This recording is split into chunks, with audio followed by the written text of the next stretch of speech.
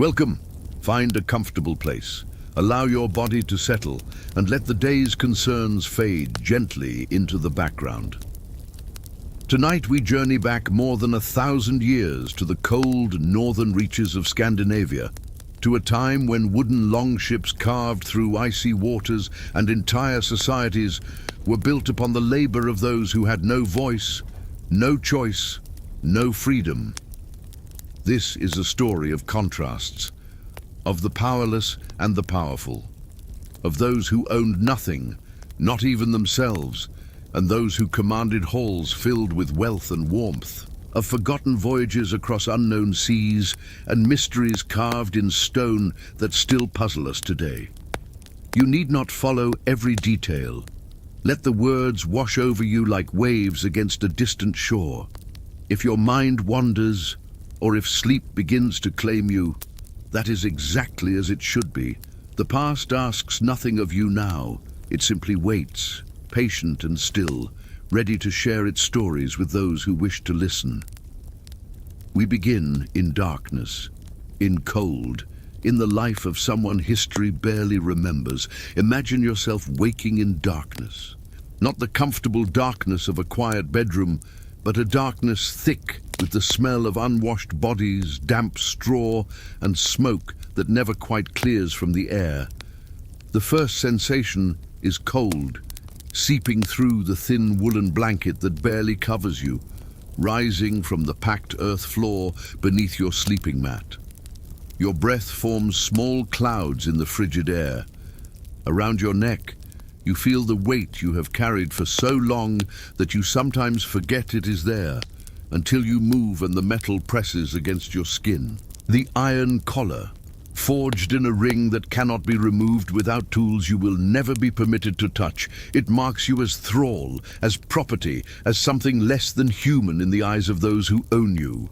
You are one of perhaps 3 or 4 thralls in this household. The others stir in the darkness beside you, their movements slow and reluctant. No one speaks. There is nothing to say that has not been said 1,000 times before, and words use energy better saved for the work that awaits. Through the rough wooden planks that separate this crude lean-to from the main longhouse, you can hear the household beginning to wake. The master's family, sleeping in the warmth near the central hearth, protected by walls and blankets and the simple fact of their freedom. You hear the low murmur of voices, the scrape of a stool, the snap of new wood being added to the fire. The first person to appear in the doorway of your shelter is the overseer, himself a freedman who was once where you are now. His face is weathered and hard, showing no sympathy. "Up," he says simply. The word is not cruel, merely factual. There is work to be done, as there is always work to be done, and your body belongs to others. You rise, your joints stiff from the cold and from yesterday's labor, which was no different from the labor of the day before, or the day before that. The rhythm of a thrall's life is unchanging, marked not by choice or variety, but by the endless repetition of tasks that keep the household functioning. The first task in these winter months is always the same. Wood must be brought in from the storage shed, great armfuls of it, for the hearth cannot be allowed to die. You make your way through the pre-dawn darkness, your breath coming in short white puffs, your hands already aching from the cold. The ground is frozen hard, covered in a thin layer of snow that crunches beneath your worn leather shoes. These shoes are not really yours, of course. Nothing is yours. They were issued to you because a thrall with frostbitten feet cannot work. And you must work. The wood pile is covered with a thick layer of oiled hide to keep the snow off, and you peel back a corner, your fingers clumsy with cold. The logs are heavy, ice crystals clinging to the bark. You gather as many as you can carry, knowing that you will make this trip many times today. Your arms strain under the weight. Your back, already bent by years of this labor, protests. Inside the longhouse, warmth hits your face like a physical thing. The central hearth is a bed of glowing coals, and you carefully place the logs around its edges, watching as the heat begins to char their surfaces. The family is rising now, emerging from their sleeping areas, their faces soft with sleep and warmth. They do not look at you. Why would they? You are as unremarkable as the furniture, as the tools hanging on the walls. The mistress of the house appears, her hair braided, her dress of fine wool fastened with elaborate bronze brooches. She speaks to the overseer, not to you, though the instructions concern your labor. The grinding must be done today, and someone needs to clear the snow from the path to the animal shed, and the butter churn needs attending. You are sent to the grinding. This is women's work primarily, but thralls do whatever work is required, and gender matters little when you are property. The quernstones are heavy granite, worn smooth by countless hands. You kneel beside them, pouring the precious grain into the hole in the upper stone, then beginning the endless circular motion that will turn wheat into flour. The work is hypnotic in its repetition. Push, circle, push, circle. Your shoulders burn. Your wrists ache. The sound of stone on stone fills your ears, a steady grinding that goes on and on. You cannot rush this. The flour must be fine, consistent. Poor grinding means poor bread, and poor bread means punishment. Around you the household comes fully to life. Children run past, laughing and playing. They are free children, born to free parents, and their futures stretch before them full of possibility.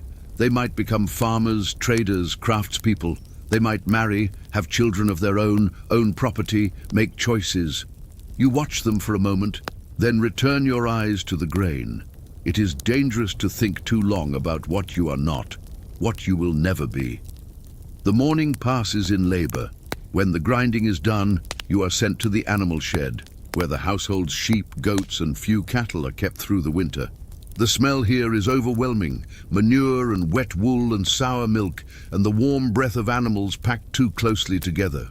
But it is also warmer than outside, and you find yourself grateful for even this small mercy. You muck out the stalls, pitchfork after pitchfork of soiled straw carried out to the midden heap. Your boots are soon covered in filth. Your hands, even protected by rough cloth wrapped around them, are cracked and bleeding from the cold and the constant rough work. These small wounds never quite heal. There is no time for healing, no gentle treatment, no salves or rest. Tomorrow you will do this work again, and the wounds will open anew. By midday you are called back to the longhouse for the meal. As a thrall, you eat what is left after the family and free servants have taken their fill. Today, as most days, this means a thin barley porridge, a heel of yesterday's bread gone hard, a small piece of cheese. The portions are calculated to keep you alive and working, nothing more. You eat quickly, mechanically, your stomach never quite satisfied. You cannot remember the last time you felt truly full. The afternoon brings different work. Today you are sent to the forest with 2 other thralls to gather more firewood. The master, a farmer of moderate wealth, owns woodland a short walk from the farmstead, and this woodland must be constantly culled to keep the household warm through the long Scandinavian winter. You walk in silence, the 3 of you, through snow that is knee-deep in places. Each of you carries an axe, a rope, and a leather strap for binding wood into bundles. The forest, when you reach it, is beautiful in its way. Tall pines, heavy with snow, a silence broken only by the occasional call of a raven. But you do not have the luxury of appreciating beauty. You have a quota to fill before darkness falls. The work is brutal. The trees chosen for felling are already dead or dying, their wood dried enough to burn well. You swing the axe, feeling the shock of impact travel up your arms and into your shoulders. Again and again. The tree groans, leans, falls with a crash that sends snow cascading from nearby branches. Then you must strip the branches, cut the trunk into manageable lengths, bind everything together for the journey back. The cold is relentless. It seeps through your woolen tunic, your cloak, finds every gap and opening. Your fingers, even when you work them constantly, grow numb. Your face stings, your ears ache, but you cannot stop, cannot rest beyond the briefest moments. The overseer will check your work, will count the bundles, and if you have not brought back enough, there will be consequences. Consequences, that is how your life is structured, through a careful system of punishments and the absence of reward. Work well, and nothing happens. You simply continue to exist in bondage. Work poorly, and there is the strap, the stick, the withdrawal of even your meager food ration. There is no praise, no thanks, no recognition. You are expected to work until your body gives out, and if it does, you will be replaced. You think sometimes of how you came to be here. Were you captured in a raid, torn from your own family and land in some distant place? Were you born to a thrall mother, inheriting her status like a curse that cannot be broken? Or did you fall into debt so deep that servitude was the only way to pay it? The details hardly matter now. The result is the same. You are thrall, and thrall you will remain. As the winter sun begins its early descent, you drag your bundles of wood back through the forest, back to the farmstead. Your back screams in protest. Your hands, despite the wrapping, are raw and bleeding. You leave small spots of red in the snow, but you do not stop to tend to them. Blood or no blood, the wood must be delivered. Evening in the longhouse brings a different kind of labor, while the family eats their proper meal. Roasted meat, fresh bread, butter, perhaps some dried fruit or nuts. You and the other thralls serve them. You carry wooden platters, pour ale and mead, clear away bones and scraps. You stand against the wall, ready to attend to any need, while the family laughs and talks and eats their fill. The scraps from this meal will be your dinner. You watch as food is wasted, as good bread is left uneaten, as ale is spilled carelessly on the packed earth floor. You watch, and you say nothing, and you feel the gnawing emptiness in your belly that is as constant as the iron collar around your neck. When the family finally retires, when the fire is banked for the night, you are released to your own rough shelter. You collapse onto your sleeping mat, your body a map of pain. Your hands throb, your back spasms, your knees, bent all day in labor, are swollen and stiff. You are perhaps 25 years old, though you have no way of knowing for certain. You feel ancient. Sleep, when it comes, is not rest. It is merely unconsciousness, a brief absence from the relentless reality of your existence. And in what feels like moments, though the darkness suggests hours have passed, you will wake again to the overseer's voice. You will rise again, you will work again. This is the rhythm of your life, unchanging and seemingly endless. The seasons turn, but they bring little variation to your existence. In summer, the work is outdoors, tending fields, herding animals, repairing fences, gathering hay.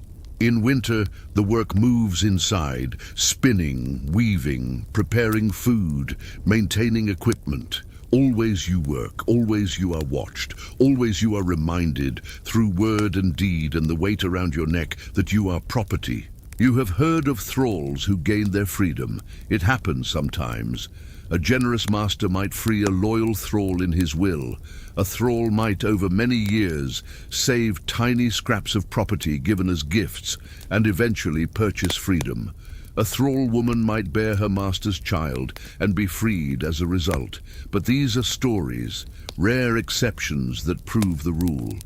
Most thralls die as thralls, their bodies buried in unmarked graves, their names forgotten within a generation. There are worse fates, you remind yourself in the darkest moments.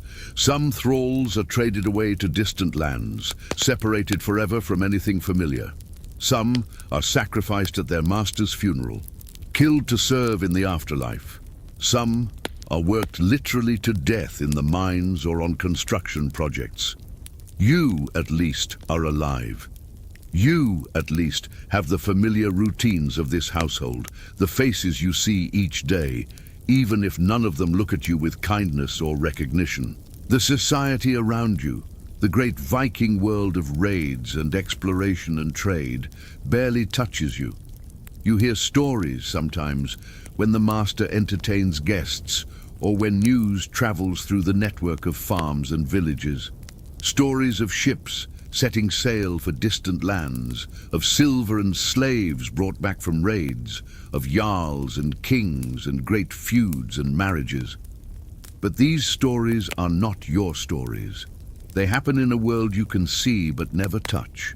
A world of freedom and choice and possibility that might as well be the realm of the gods for all the access you have to it. Imagine for a moment the weight of knowing that this is your entire existence, that there is no escape, no hope, no future beyond more of the same, that your children, if you have any, will inherit your status, will wear their own collars, will labor as you labor, that your life, your labor, your very body belongs to someone else, and this is simply the way things are, ordained by custom and law and the brutal logic of a society built on conquest and hierarchy. The cold seeps deeper as night progresses. Your body, exhausted beyond measure, finally surrenders to something like sleep. Tomorrow will bring more wood to carry, more grain to grind, more animal waste to clear, more rope to twist, more cloth to weave, more heavy things to lift and carry and place where others direct. Tomorrow will be, in every meaningful way, identical to today. And yet you will wake, you will rise, you will work, because this is what thralls do, this is what you are. And in the absence of any other option, the body simply continues, day after day, in its endless round of servitude. The household sleeps around you, warm and comfortable in their freedom. You shiver in your thin blanket, the iron collar cold against your skin, and wait for dawn. Let us leave behind for now the cold confines of servitude and turn our attention to the sea, to voyages undertaken not in chains, but by choice, to the restless curiosity that drove some Norse people to look beyond known horizons, to wonder what lay across the vast grey expanse of the North Atlantic. The year is somewhere around 1000 CE, though the people of this time do not mark their years as we do. They count from the reigns of kings, from the seasons of planting and harvest, from the great events that everyone remembers.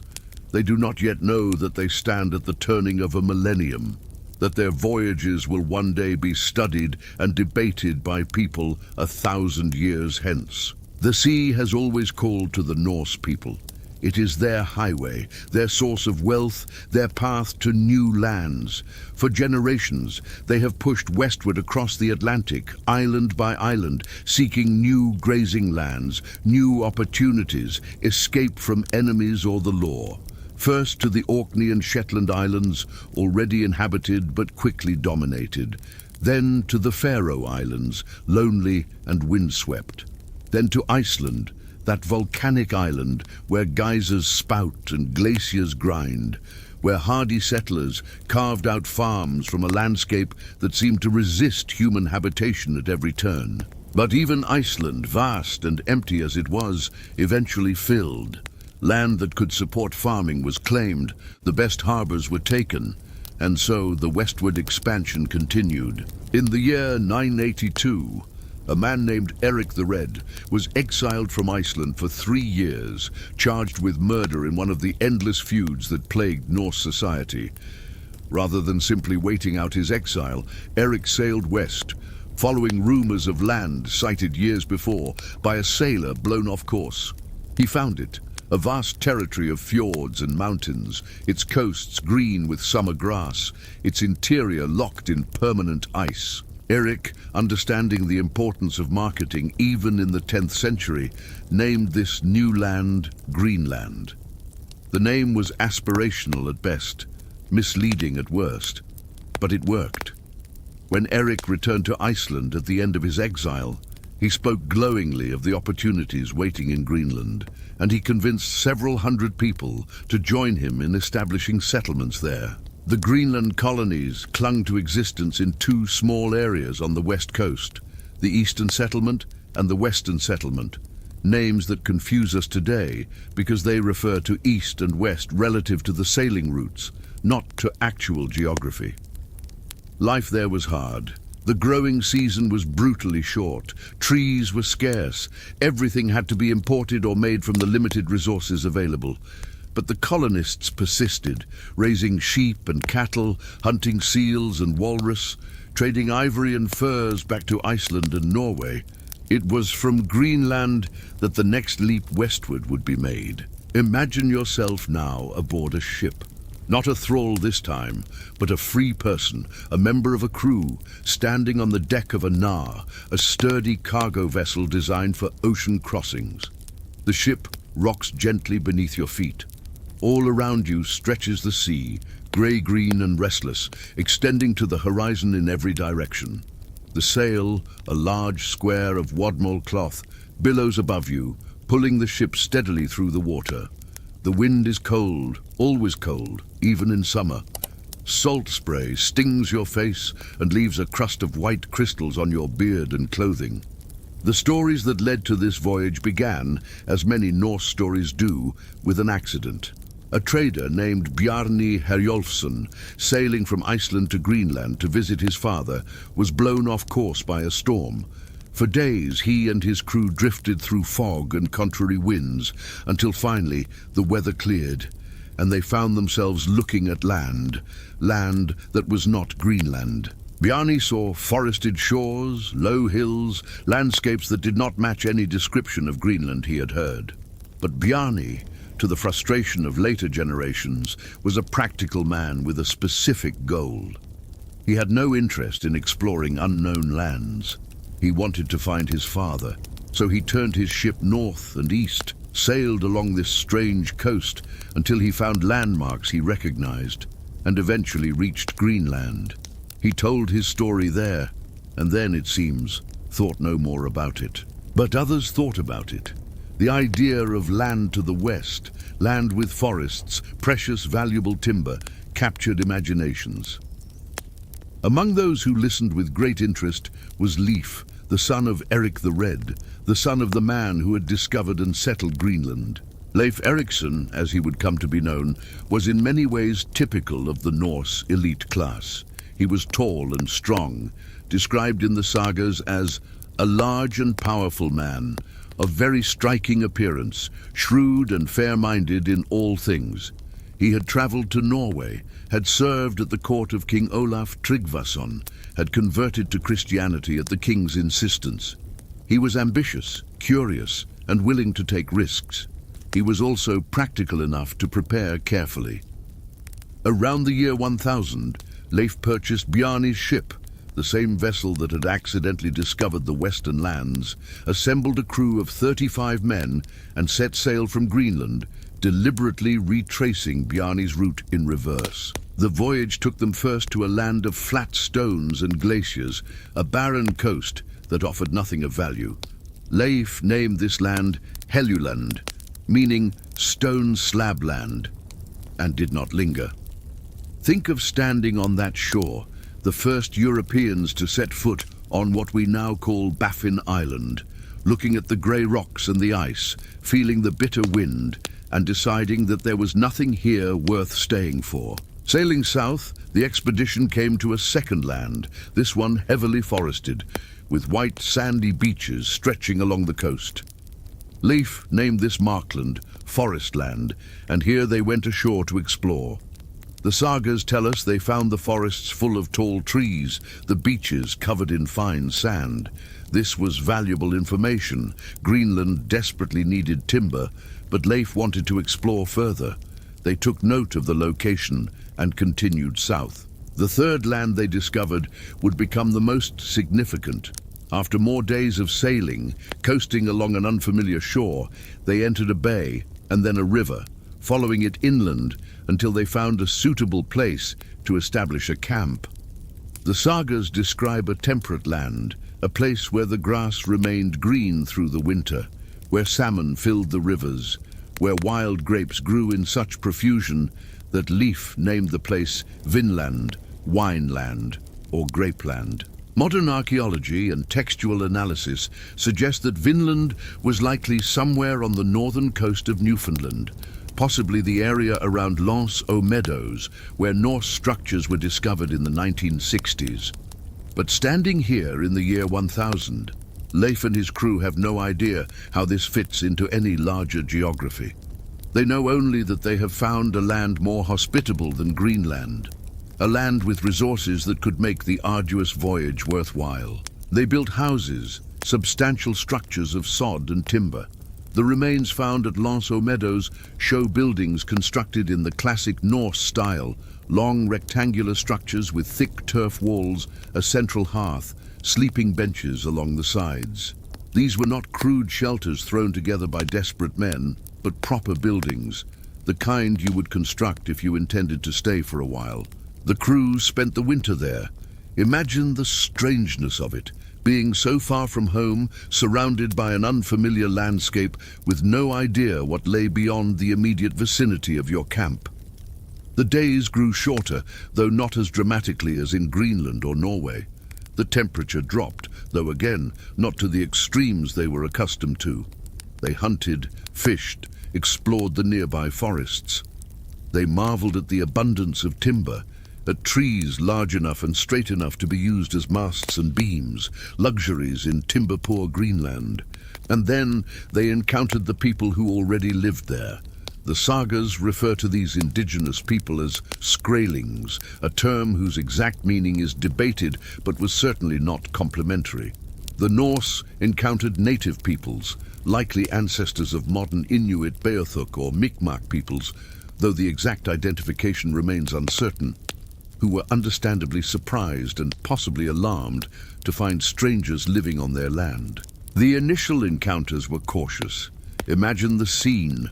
Two groups of people, neither understanding the other's language, neither knowing the other's intentions, each trying to assess whether the other represented opportunity or threat. The indigenous peoples would have been astonished by the Norse appearance, their beards, their metal weapons and tools, their large ships. The Norse would have been equally surprised by people whose culture, dress and technologies were utterly foreign to them. According to the sagas, there was some attempt at trade. The indigenous peoples brought furs and other goods. The Norse offered red cloth and other items. But mistrust ran deep on both sides, and the situation devolved into violence. The accounts are frustratingly vague about the details, as saga writers often are, about events they consider unimportant or shameful. There were skirmishes. Men died on both sides.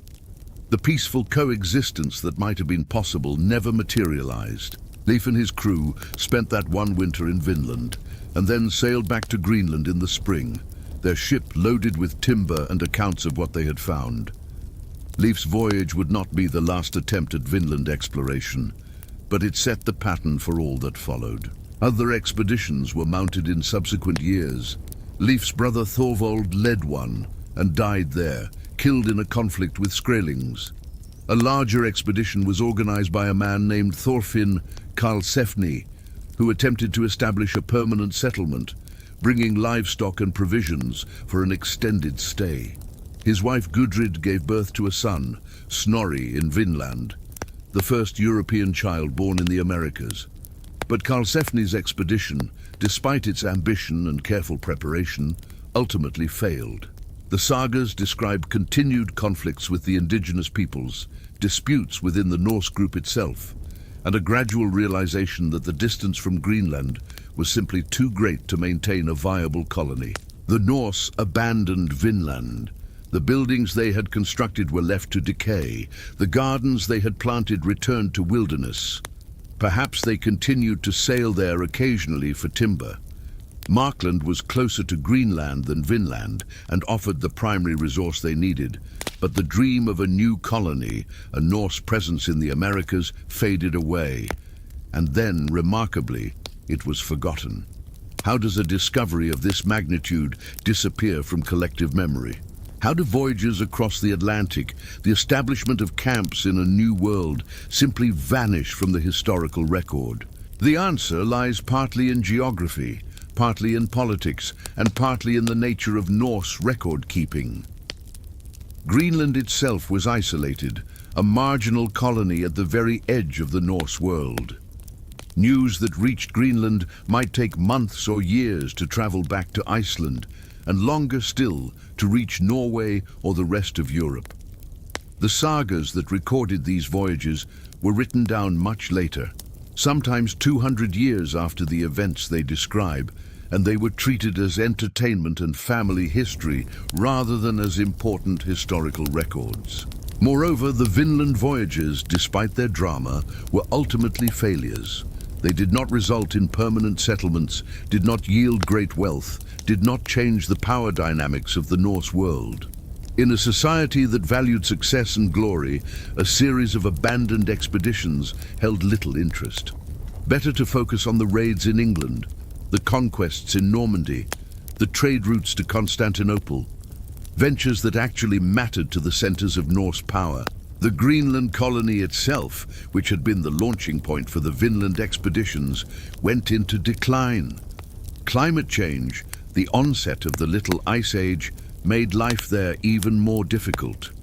The western settlement was abandoned by the mid-14th century. The eastern settlement clung on longer, but by the early 15th century, it too had failed. The last recorded ship from Greenland to Iceland sailed in 1410. After that, silence. When Europeans next reached the Americas, coming from Spain in 1492, they had no knowledge of the Norse voyages. Columbus and those who followed him thought they had discovered something entirely new. The Norse presence, which had predated them by nearly 500 years, was not remembered because there was no one left to remember it, no unbroken chain of knowledge passing from generation to generation. Imagine the strangeness of that. Imagine standing in Vinland, in those abandoned Norse buildings, 100 years after Karlsefni's departure. The roof beams have collapsed, the turf walls are melting back into the earth, trees are growing up through what was once the floor. The hearth, where Norse fires once burned, is filled with fallen leaves. No one knows you are here. No one knows anyone was ever here. The forest is reclaiming what it briefly lost, and the only witnesses are the indigenous peoples, who watch and wait and eventually forget these strange bearded people who came and fought and left. The story of the Vinland voyages survives only because of the sagas, those great narrative poems and prose tales that Icelanders wrote down, copied and preserved through centuries of isolation and hardship. The saga of Eric the Red and the Greenlanders saga both contain accounts of the Vinland expeditions, though they differ in details and emphasis.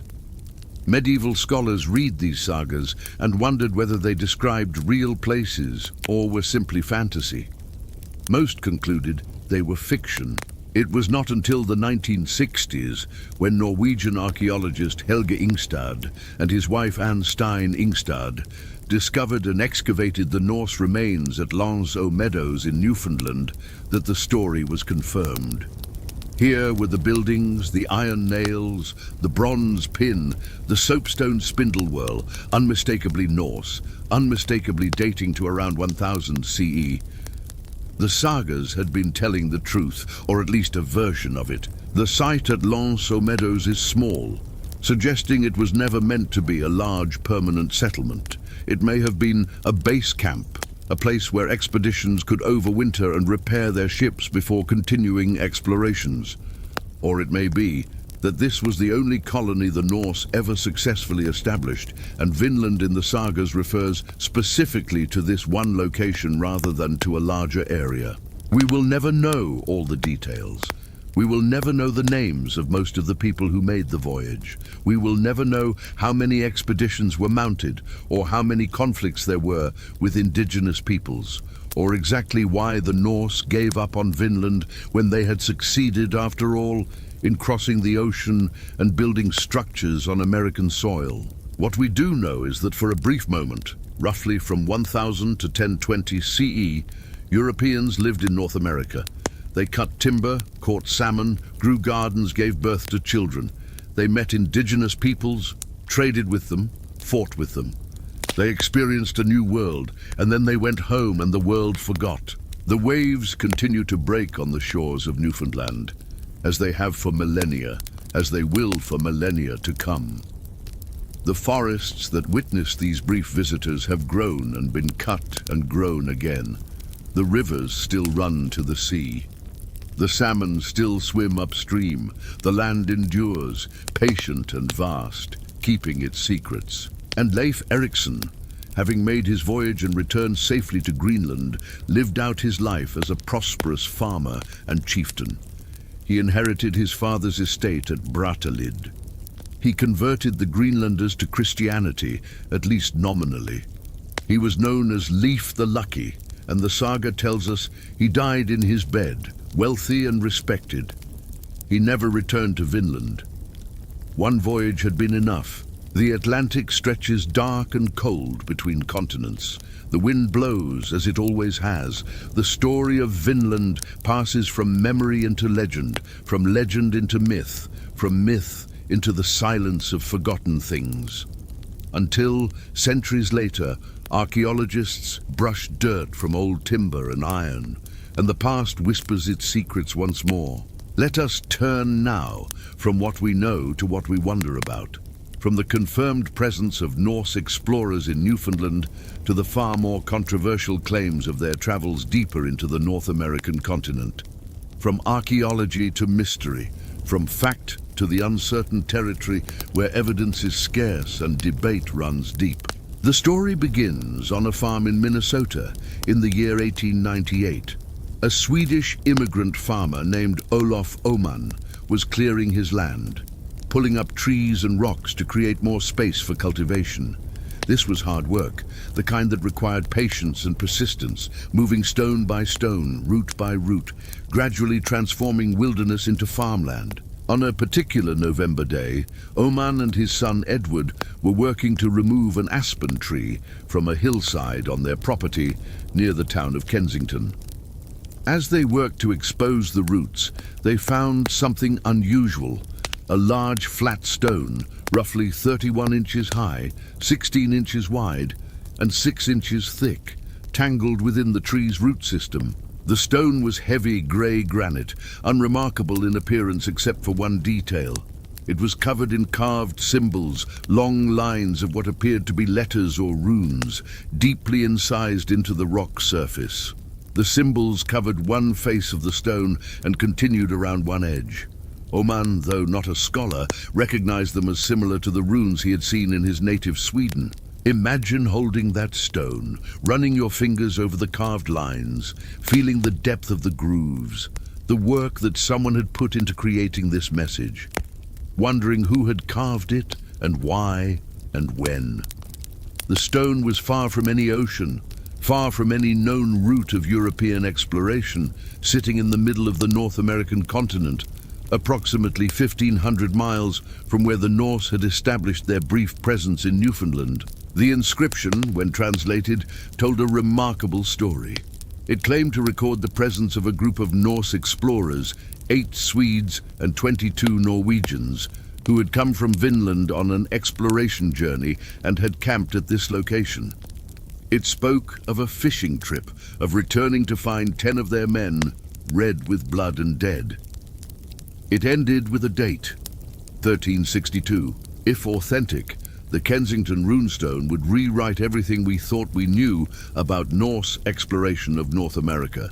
It would mean that Norse expeditions had penetrated deep into the continent, had traveled through the Great Lakes or up the river systems, had explored areas that would not be officially discovered by Europeans for another 300 years. But authenticity is exactly what has been debated, argued, examined and disputed for more than a century since the stone's discovery. The controversy began almost immediately. The stone was examined by scholars at the University of Minnesota and at Northwestern University. Some declared it a genuine medieval artifact. Others, including prominent Scandinavian linguists, denounced it as a crude hoax, pointing to what they considered obvious errors in the runic grammar and vocabulary, anachronistic letter forms, and suspicious circumstances of discovery. The arguments against authenticity were numerous, and to many scholars, convincing. The runes included forms that were not used together in medieval times. The language contained Swedish words that did not exist in the 14th century. The numbers were written using modern notation rather than medieval runic numerals. The stone had been found by a Swedish immigrant at a time when Scandinavian Americans were eager to establish their people's priority in American history. The tree beneath which it was supposedly found was estimated to be only about 40 years old, far too young to have been growing in 1362. And yet supporters of the stone's authenticity fought back with their own arguments. They pointed out that the linguistic objections were based on assumptions about how medieval Norse evolved, and that we have limited examples of 14th century runic inscriptions to compare against.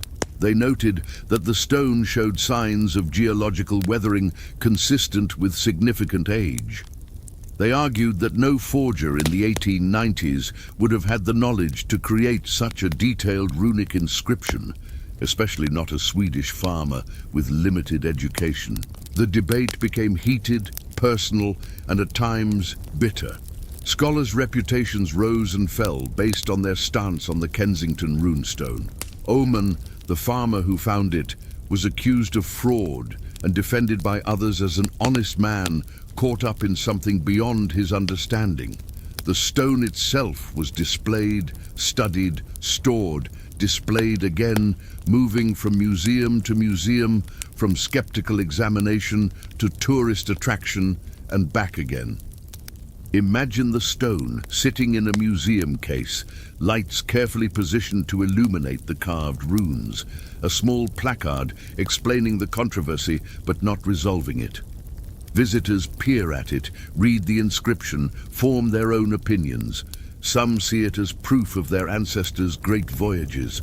Others see it as a crude trick, a fake made to fool the gullible. The stone itself offers no opinion. It simply exists, covered in its mysterious carvings, keeping whatever secrets it holds. Modern analysis has been unable to settle the question definitively. Geological studies of the weathering patterns have yielded contradictory results. Some geologists see evidence of centuries of exposure, others see evidence consistent with much more recent carving. Linguistic analysis continues to go both ways, with some scholars finding the inscription's language plausible for its supposed time period, and others finding it hopelessly anachronistic. The question of how Norse explorers might have reached Minnesota in 1362, if indeed they did, leads to its own maze of speculation and possibility. Some have proposed they traveled through Hudson Bay and up the river systems. Others suggest they followed the Great Lakes. Still others propose overland routes from existing Norse settlements.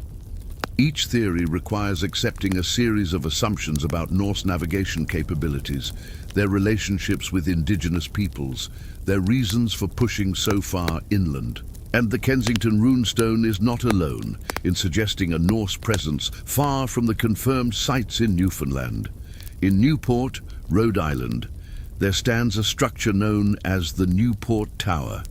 It is a cylindrical stone tower, roughly 28 feet high, supported by 8 columns forming arches at the ground level. The architecture is unusual for colonial New England, and various people over the years have claimed it as evidence of pre-Columbian European presence in America. The most elaborate of these theories suggests the tower was built by Norse explorers, perhaps even as early as the 11th or 12th century, perhaps as part of a church or fortification. The Romantics who support this view point to architectural similarities with round churches in Scandinavia, to Norse navigational marks they claim to see in the structure's design, to various other pieces of circumstantial evidence. The more prosaic explanation, supported by most historians and archaeologists, is that the tower was built by Benedict Arnold, an early colonial governor of Rhode Island, in the mid-17th century. Documentary evidence mentions the tower in Arnold's will in 1677, referring to it as "my stone-built windmill." Archaeological excavations around the tower's foundation have found artifacts consistent with 17th century construction and nothing suggesting greater antiquity. Yet the debate persists. fed by people's desire for mystery, for hidden history, for proof that the story we tell ourselves about America's discovery is incomplete or wrong. Other claims surface periodically. A mooring stone with a drilled hole found in Massachusetts, which some interpret as evidence of Norse ships anchoring there. Alleged Norse weapons found in various locations across North America. Rock carvings that might be runes, or might be natural formations, or might be modern graffiti. Each claim goes through the same cycle: excitement, examination, debate, and usually dismissal, though a small core of believers always remains. The challenge in evaluating these claims lies in understanding what we know about Norse capabilities and what we must assume. We know the Norse could build ocean-going ships. We know they could navigate across open water using a combination of sun compasses, knowledge of currents and winds, and landmarks where available. We know they reached Newfoundland and possibly explored further south along the coast. These are established facts, supported by archaeology and written sources. What we do not know is how far they might have explored beyond the confirmed sites. The sagas mention numerous voyages to Vinland, but we cannot be certain whether this always referred to the same location or to a general region. The Norse had the technology to sail south along the coast, potentially as far as New England or beyond. They had the ability to navigate rivers and establish temporary camps. Whether they actually did these things, we simply do not know. The indigenous peoples of North America in this period had extensive trade networks, complex societies, and detailed knowledge of their lands. If Norse explorers did travel widely through the continent, they would have encountered these peoples, traded with them, perhaps fought with them. Yet we find no Norse artifacts in indigenous archaeological sites from this period. We find no indigenous artifacts at confirmed Norse sites. The silence of the archaeological record is telling. This brings us to the question of what constitutes evidence and how we evaluate claims that fall outside the mainstream historical narrative. The scientific method requires reproducible results, transparent methodology, and peer review. An artifact found by a single person in unclear circumstances with no context and no associated finds is inherently suspect. This does not mean it is automatically false, but it means we must treat it with great caution. The problem with many alleged Norse artifacts is that they exist in isolation. They are single objects, found with no supporting evidence, explained by elaborate theories that require accepting numerous unsupported assumptions. The Kensington runestone was not found with Norse tools or weapons or trade goods.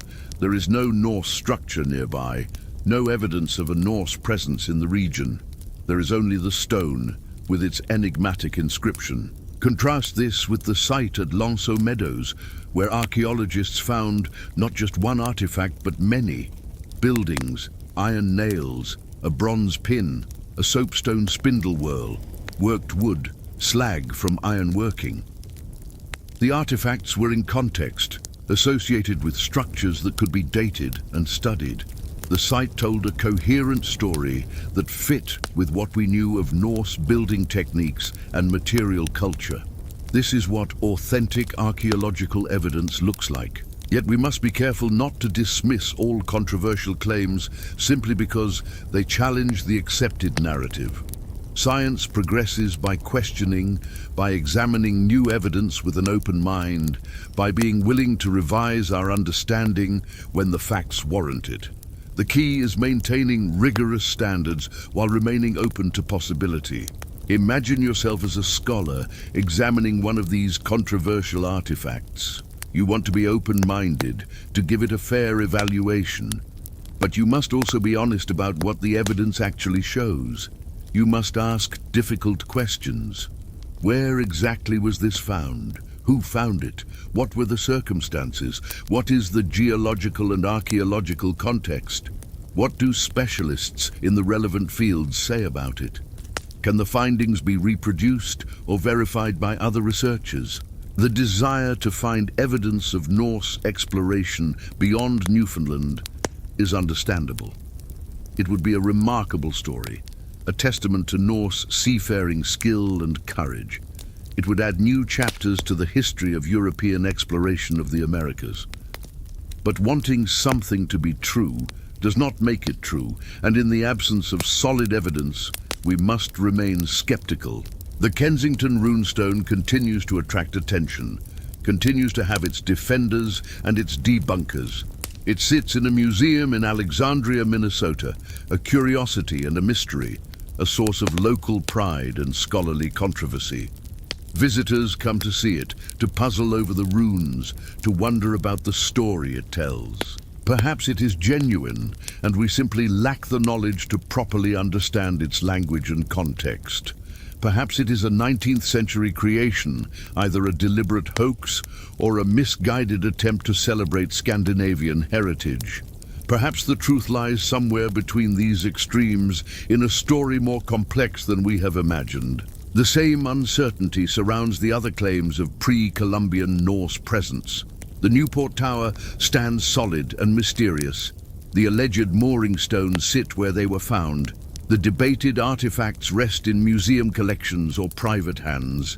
The landscape of North America, vast and ancient, holds its secrets close. What we can say with confidence is that the Norse were capable explorers, that they pushed beyond known boundaries, that they were willing to sail into uncertainty in search of new lands. What we cannot say is exactly how far they traveled, how many expeditions they mounted, how many sites they established and then abandoned. The map of Norse exploration remains incomplete, sketched in rough detail along the coasts, fading to speculation and possibility as we move inland. The forest grows where Olaf Oman's farm once stood. The wind rustles through trees that were not yet planted when the Kensington runestone was discovered. Time moves on, indifferent to human questions of authenticity and meaning. The stone remains, carved with its message, whether that message dates to 1362 or to 1898, whether it records a genuine voyage or a flight of imagination. The mystery endures, as mysteries often do, resistant to easy answers, open to interpretation, a puzzle that perhaps will never be solved to everyone's satisfaction. And in that uncertainty, there is a kind of peace. Not everything must be known.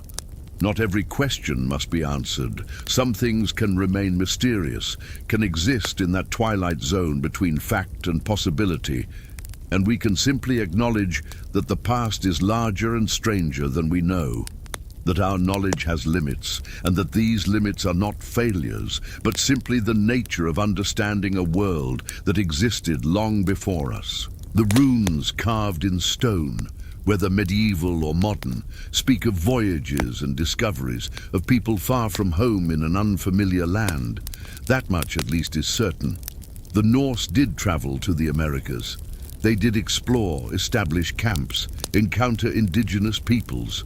Whether they traveled further than we know, whether they left more traces than we have found, time may yet reveal, or it may keep these secrets forever. We have spent time in the cold corners of Norse society, in the rough shelters of the powerless, in the uncertain territories of mystery and speculation. Let us now step into warmth and light, into the great hall of a chieftain, a jarl, a man of wealth and reputation who maintains his position through carefully calibrated displays of generosity and power. The longhouse stands before you, massive and imposing in the fading evening light. It is perhaps 90 feet long and perhaps 20 feet wide, though the greatest halls are even larger, stretching to lengths that seem to defy the capabilities of timber construction. The walls are thick, built of upright posts packed with wattle and daub, covered on the outside with overlapping planks that have weathered to a silvery grey. The roof rises steeply, thatched with reeds or turf, designed to shed the heavy snows of winter and the rains that fall throughout the year. Smoke rises from holes in the roof, carrying with it the smell of burning birch and pine, of roasting meat. of the life contained within. You can hear voices, laughter, the sound of someone striking up a tune on a lyre.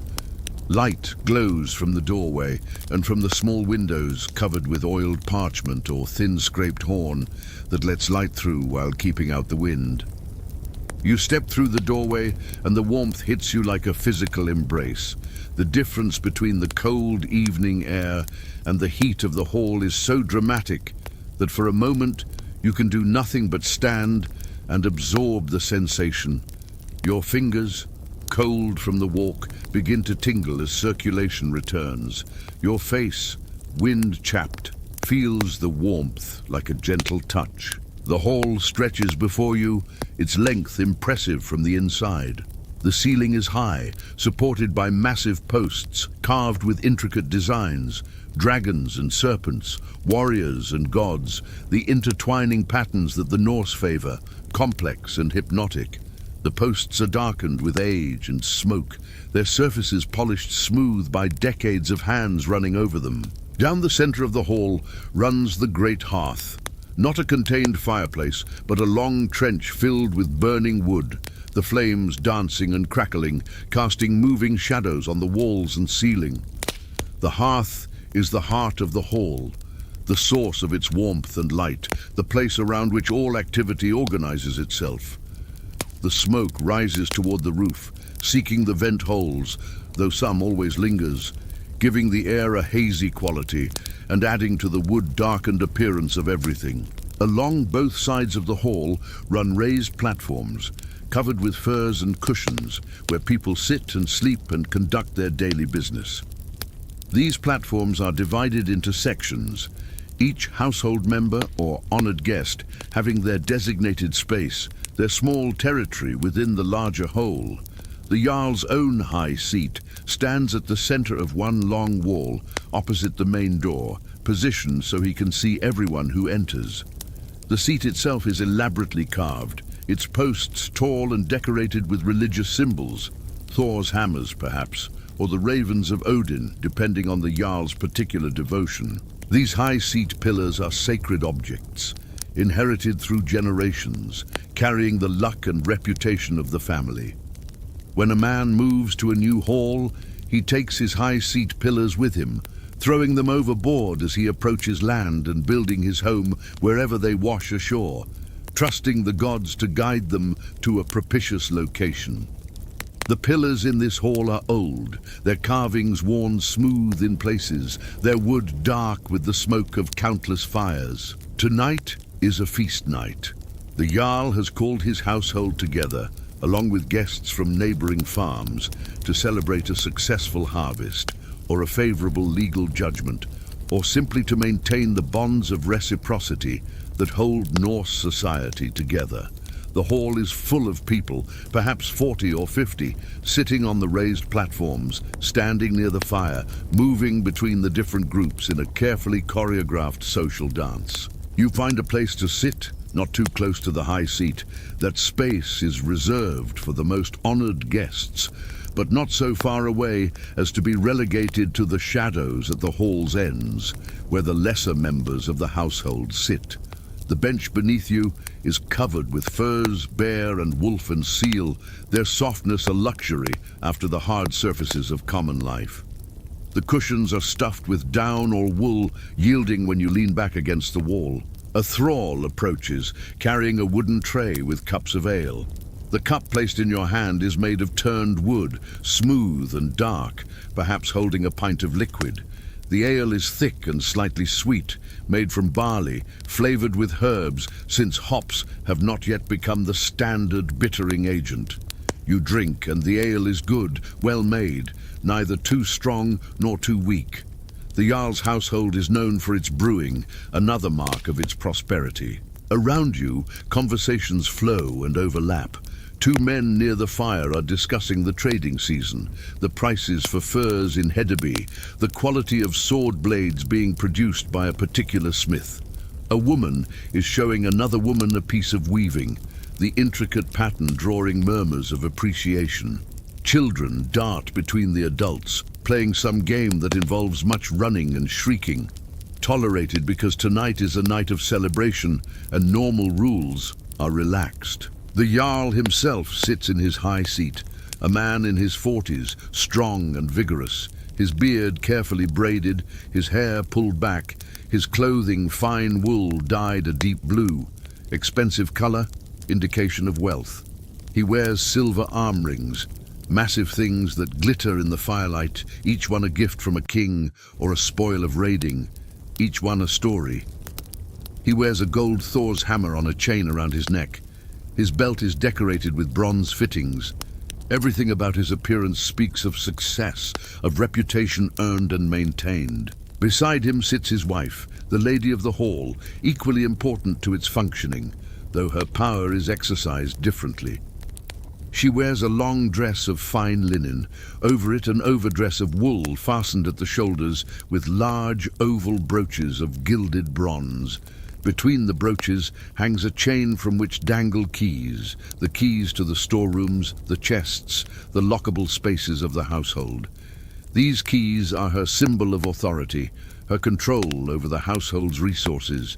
She decides what food is served, what ale is poured, who receives gifts and what those gifts will be.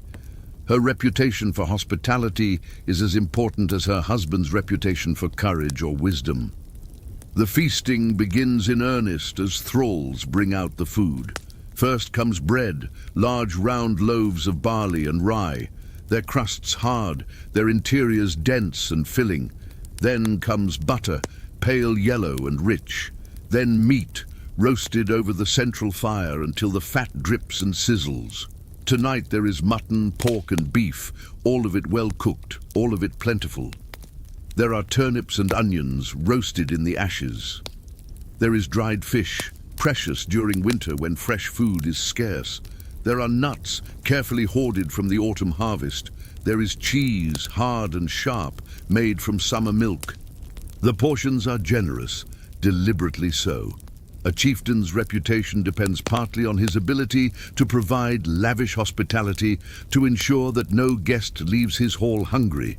The food keeps coming, course after course, more than anyone can reasonably eat. And that excess is the point. It demonstrates wealth, power, the ability to be generous. As the food is consumed and the ale flows, the atmosphere in the hall becomes more relaxed, more jovial. Voices rise, laughter echoes off the walls. Someone begins to sing, a simple melody, and others join in. The song is old, one everyone knows, about a hero's battle against a dragon, about courage and treasure and glorious death. The Jarl calls for his skald, his poet, to perform. This is a man who has trained for years in the complex art of Norse poetry, who can compose verses in the traditional meters, who knows hundreds of stories and can adapt them to the circumstances of the moment. The skald rises, takes his place near the high seat where everyone can see and hear him, and begins. His voice is trained, powerful without shouting, able to carry the length of the hall. He recites in the traditional style, using alliteration and internal rhyme, his words carefully chosen to fit the demanding patterns of Norse verse. He tells the story of one of the Jarl's ancestors, a man who sailed with a famous king, who fought in a great battle, who earned glory and gold. The story is embellished, made more dramatic and impressive than the historical reality likely was. But that is the skald's job, to celebrate, to immortalize, to transform the actions of real people into the stuff of legend. As the skald performs, the hall falls quiet, everyone listening. This is entertainment, yes, but it is also something more. It is the preservation of family history, the maintenance of reputation, the passing down of cultural memory.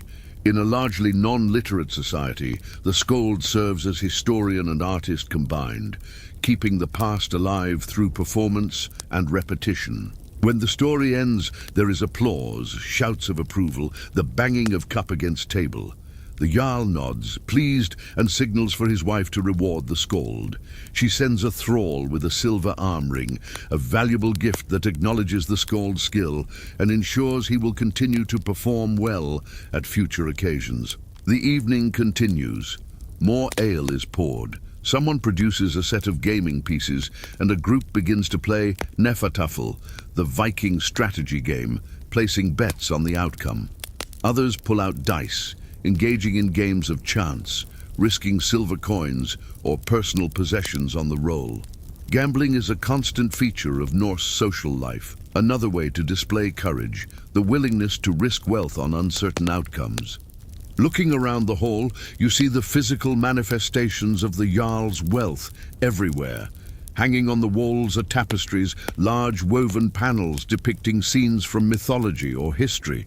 These are valuable objects requiring months of skilled labor to produce, their presence indicating both wealth and cultured taste.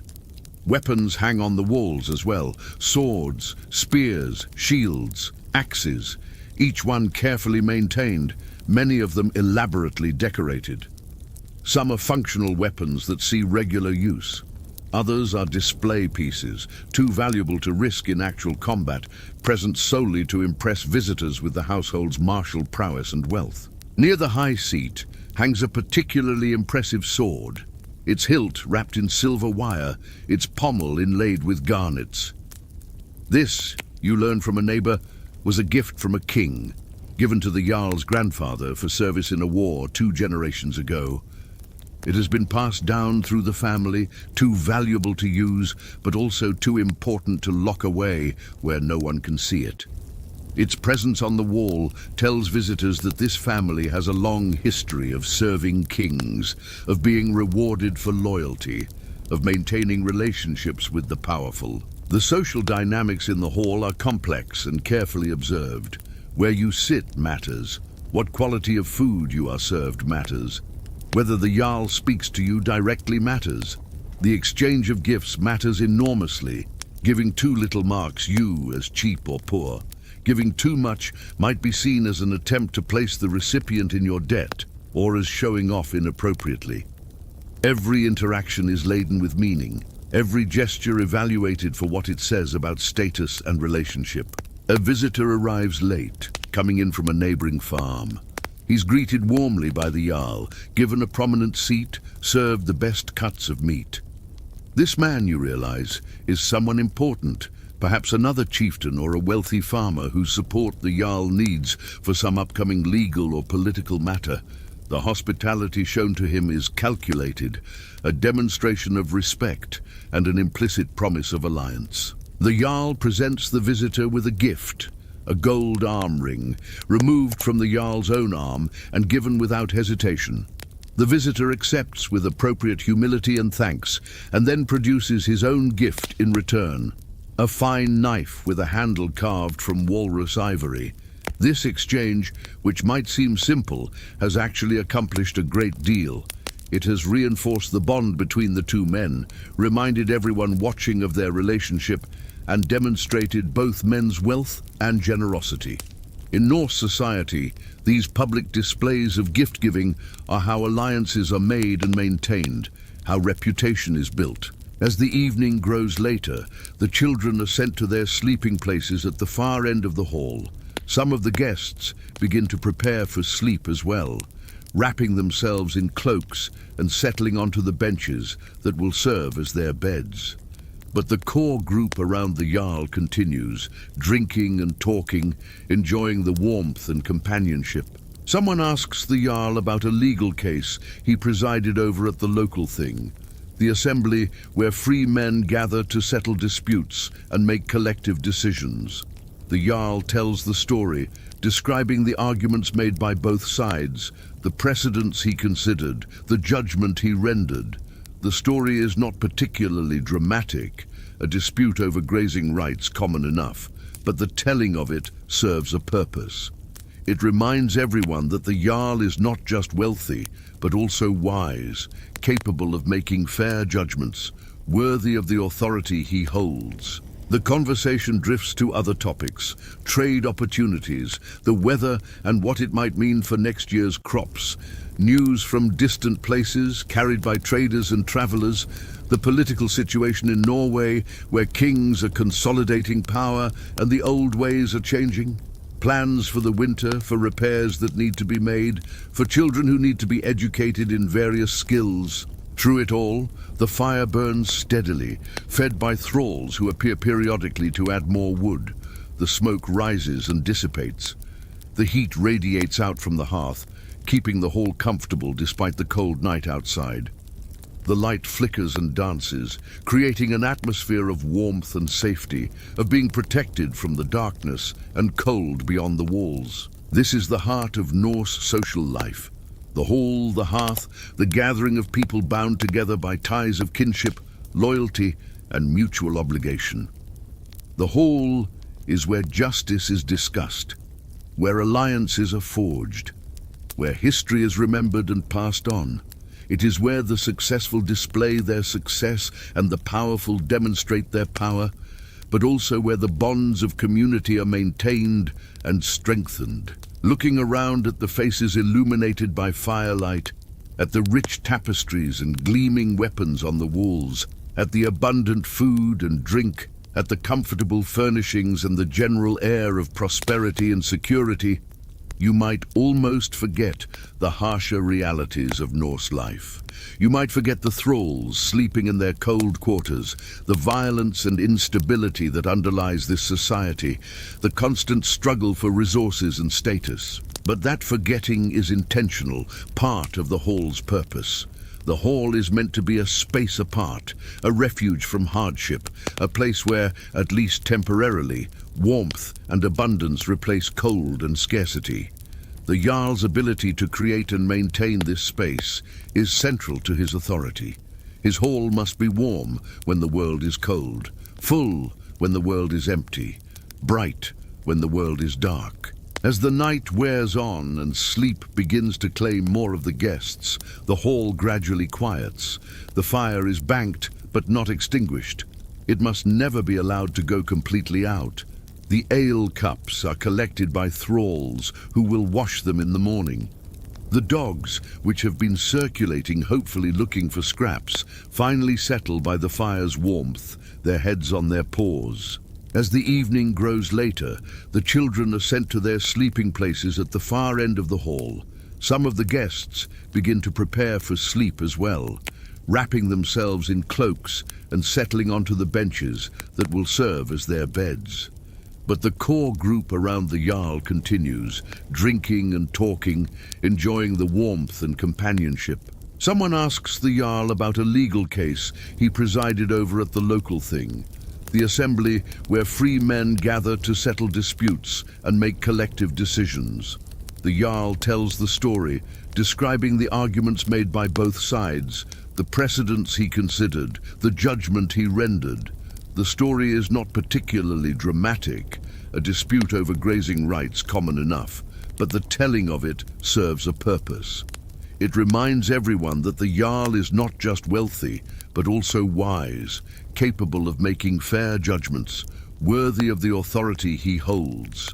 The conversation drifts to other topics, trade opportunities, the weather and what it might mean for next year's crops, news from distant places carried by traders and travelers, the political situation in Norway where kings are consolidating power and the old ways are changing, plans for the winter, for repairs that need to be made, for children who need to be educated in various skills. Through it all, the fire burns steadily, fed by thralls who appear periodically to add more wood. The smoke rises and dissipates. The heat radiates out from the hearth, keeping the hall comfortable despite the cold night outside. The light flickers and dances, creating an atmosphere of warmth and safety, of being protected from the darkness and cold beyond the walls. This is the heart of Norse social life. The hall, the hearth, the gathering of people bound together by ties of kinship, loyalty, and mutual obligation. The hall is where justice is discussed, where alliances are forged, where history is remembered and passed on. It is where the successful display their success and the powerful demonstrate their power, but also where the bonds of community are maintained and strengthened. Looking around at the faces illuminated by firelight, at the rich tapestries and gleaming weapons on the walls, at the abundant food and drink, at the comfortable furnishings and the general air of prosperity and security, you might almost forget the harsher realities of Norse life. You might forget the thralls sleeping in their cold quarters, the violence and instability that underlies this society, the constant struggle for resources and status. But that forgetting is intentional, part of the hall's purpose. The hall is meant to be a space apart, a refuge from hardship, a place where, at least temporarily, warmth and abundance replace cold and scarcity. The Jarl's ability to create and maintain this space is central to his authority. His hall must be warm when the world is cold, full when the world is empty, bright when the world is dark. As the night wears on and sleep begins to claim more of the guests, the hall gradually quiets. The fire is banked but not extinguished. It must never be allowed to go completely out. The ale cups are collected by thralls who will wash them in the morning. The dogs, which have been circulating, hopefully looking for scraps, finally settle by the fire's warmth, their heads on their paws. The Jarl and his wife retire to their private sleeping chamber, a small room partitioned off from the main hall, one of the few private spaces in a world where privacy is rare and usually suspect. The thralls retreat to their quarters. The guests and household members find their sleeping places on the benches, pulling furs and cloaks over themselves, seeking warmth in the slowly cooling hall. Outside, the wind continues to blow. The stars wheel overhead in their ancient patterns. The forest stands dark and silent. But inside the hall, all is warmth and safety, the product of human effort and ingenuity, of social organization and accumulated wealth. This is civilization, Norse style, not the grand stone structures of Rome or Constantinople, but something equally valid in its own way, equally effective at creating comfort and order in a harsh world. The hall will stand for decades, perhaps centuries if it is well maintained and luck favors it. It will see births and deaths, feasts and funerals, legal assemblies and wedding celebrations. It will be the center of a small world, the place where life happens in all its complexity and richness. And when finally age or fire or abandonment brings it down, when its timbers collapse and rot back into the earth, the memory of the hall will persist in stories and songs, in the sagas that record how people lived, what they valued, how they structured their world. The physical hall is temporary, but the idea of the hall as gathering place, as symbol of hospitality and power, as the warm center in a cold world, that idea endures across the centuries. Imagine yourself waking before first light, not because you wish to, but because you must. The air around you is bitter cold, seeping through the gaps in rough timber walls. Your breath makes small clouds in the darkness. You are a thrall, a slave in Norse society, and this moment before dawn belongs to you only because your masters still sleep. The dwelling where you rest barely deserves the name. While the family you serve occupies the main longhouse with its central hearth and carved pillars, you sleep in a small outbuilding, little more than a shed attached to the rear of the main structure. The walls are rough-hewn logs, chinked with moss and mud that does a poor job of keeping out the Scandinavian wind. Your sleeping platform is a raised wooden bench covered with a thin layer of straw that grows flatter with each passing week. A single wool blanket, worn and patched, provides your only warmth against the long northern nights. You shift position and something hard presses against your collarbone, the iron collar, always the iron collar. It has been around your neck so long that you barely notice its weight anymore, except when you first wake, or when you turn your head too quickly and it digs into your skin. The collar marks you, makes you visible. It is a simple band of iron, perhaps 3 fingers wide, joined with a crude rivet that no amount of twisting or pulling will loosen. Some thralls wear collars with a ring at the front for attaching a chain or leash. Yours is smooth, which means you have earned some small measure of trust, or perhaps your master simply has no fear of you running. Where would you go after all? The nearest settlement is days away, and the winter forests show no mercy to those without food or shelter. The first task of your day, every day, is to revive the cooking fire in the main longhouse, You rise in the cold darkness, your joints stiff from the hard sleeping platform and the damp that seems to live in your bones. The packed earth floor is icy against your bare feet as you pull on your clothing. A rough wool tunic, undyed and shapeless, reaching to your knees. Wool leggings bound with strips of cloth. No shoes today, because the pair you had finally fell apart last week, and new ones have not been provided. You will work barefoot until the ground grows too cold, and then perhaps strips of hide will be found for you to bind around your feet. Outside, the sky is that particular shade of deep blue black that comes just before dawn. Stars still shine overhead, sharp and cold. The wind carries the salt smell of the sea, mixed with wood smoke from neighboring farms. Your breath streams behind you as you cross the yard toward the longhouse entrance. Every morning this walk, every morning the same cold, the same dim light, the same knowledge that the day ahead will be long and filled with labor. The interior of the longhouse is warmer, but not by much. The fire in the long central hearth has burned down to embers during the night, and your first duty is to coax it back to life. You kneel by the stone-lined fire pit, feeling the residual warmth radiating from the banked coals. Using a small stick, you carefully uncover the hottest embers, then add dry kindling piece by piece, leaning in close to blow gently until small flames appear.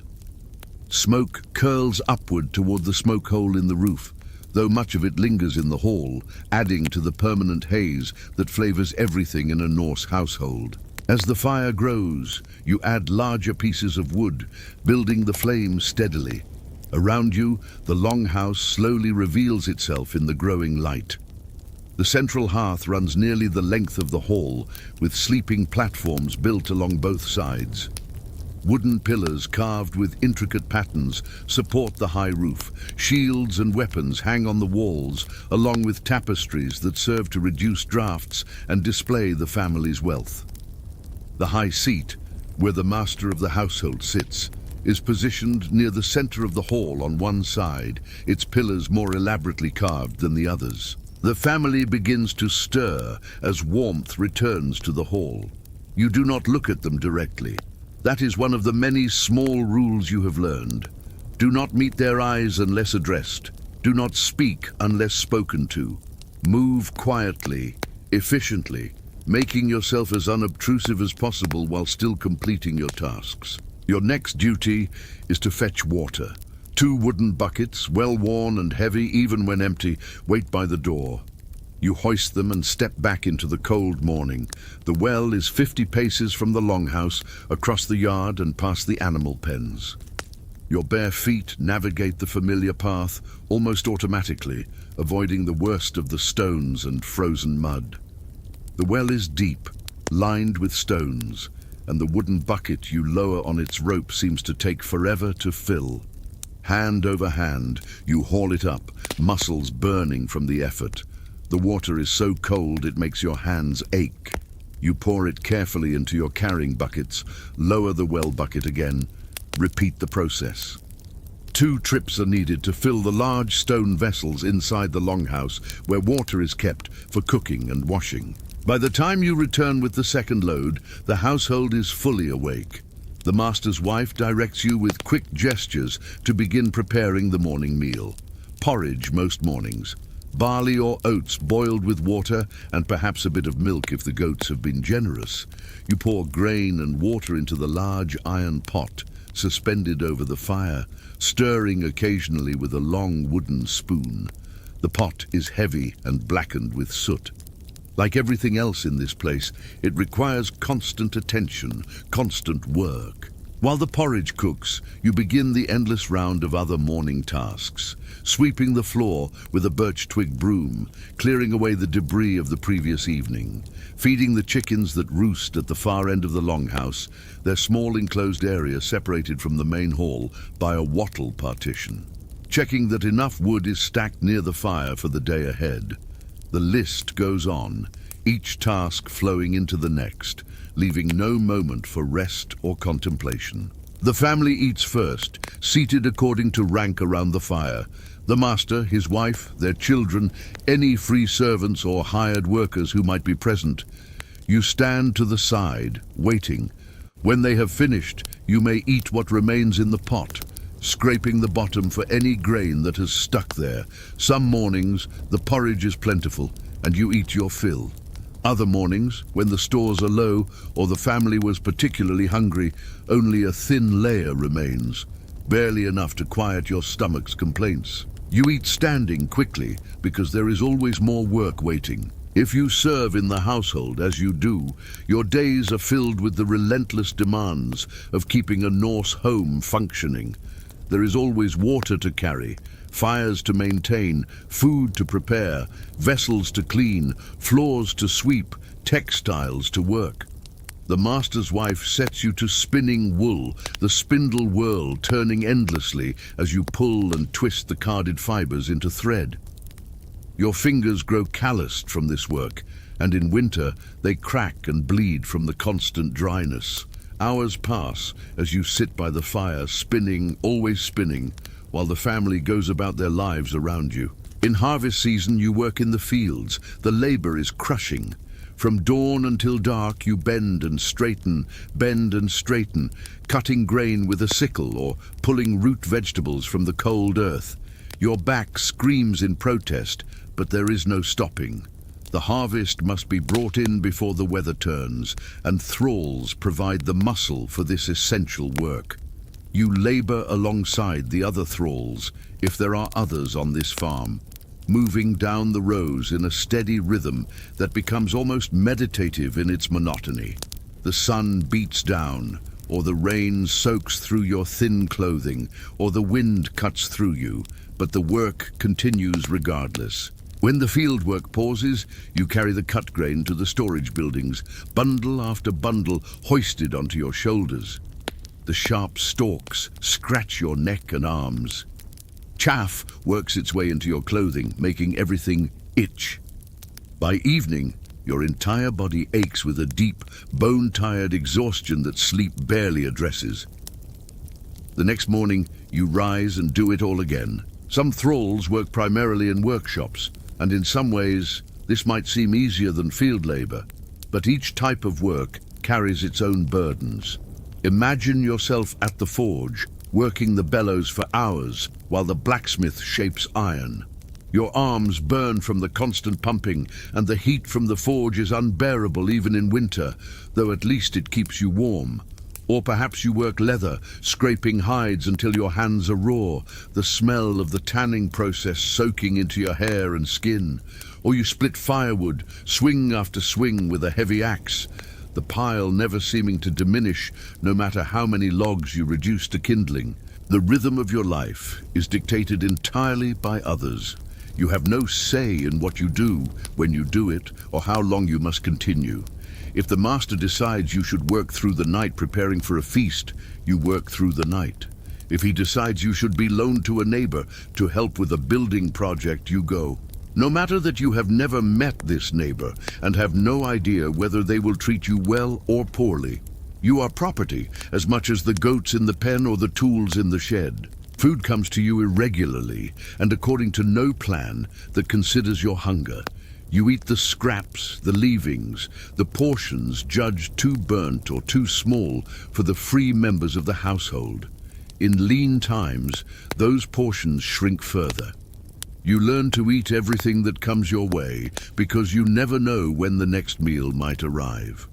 In winter, when the stores run low and every member of the household eats sparingly, you eat less than sparingly. Your stomach becomes a constant gnawing presence, and you develop the thrall's skill of ignoring it, pushing the hunger down into a distant part of your mind where it cannot distract you from your work. The iron collar around your neck serves multiple purposes. It marks you as property, yes, but it also serves as a reminder to you and to everyone else of your status. You cannot forget what you are when the weight of iron rests against your collarbone with every breath. In some households, thralls remove their collars at night, but not in this one. Your master believes in maintaining clear boundaries, and the collar stays on always, year after year. until the skin beneath it has worn smooth and pale. The vulnerability of your position extends beyond the physical labor and poor living conditions. You have no recourse, no protection under the law beyond the basic protection afforded to valuable property. If you are beaten, you endure it. If you are abused in other ways, you endure that too. The laws of the Norse lands do place some limits on a master's treatment of slaves. Killing a thrall might result in fines, for instance, but enforcement is spotty, and who would speak on behalf of a thrall anyway? Some masters are better than others. This is the truth of slavery everywhere, in every age. Some households treat their thralls almost as family, providing adequate food and shelter, allowing certain freedoms, even promising eventual manumission. Other masters view thralls as animals to be worked to death and replaced. You exist somewhere in the middle, in a household that is neither exceptionally cruel nor particularly kind.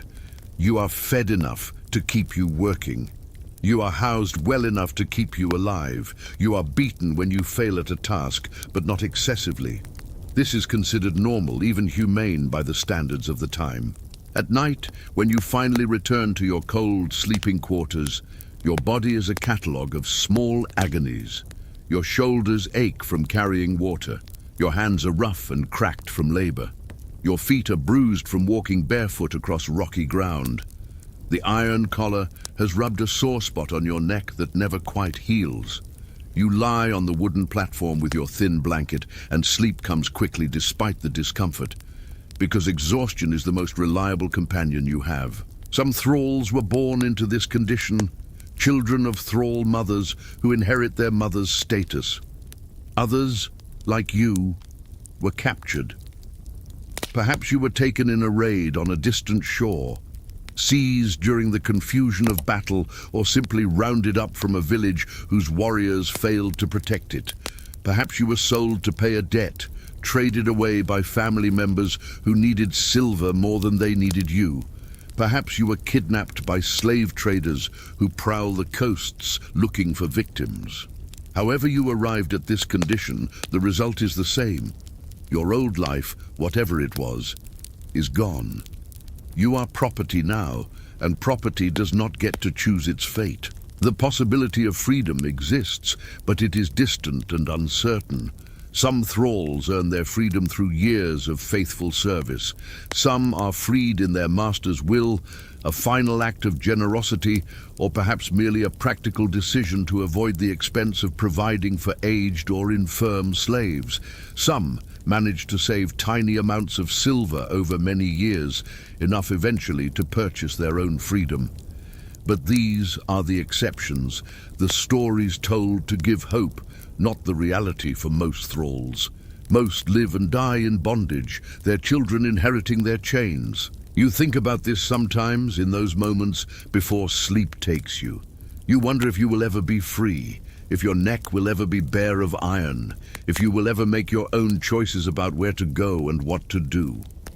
The wondering itself is painful, so you do not indulge it often. It is easier to simply move through each day, task by task, survival by survival, not looking too far into a future that seems unchanging. The winters are the hardest. The cold in this northern land is profound, and your thin clothing and inadequate shelter provide little protection. Your fingers and toes go numb regularly, and you wonder each winter if this will be the year you lose some of them to frostbite. The work continues regardless of weather. Water must still be carried, even when ice forms over the well.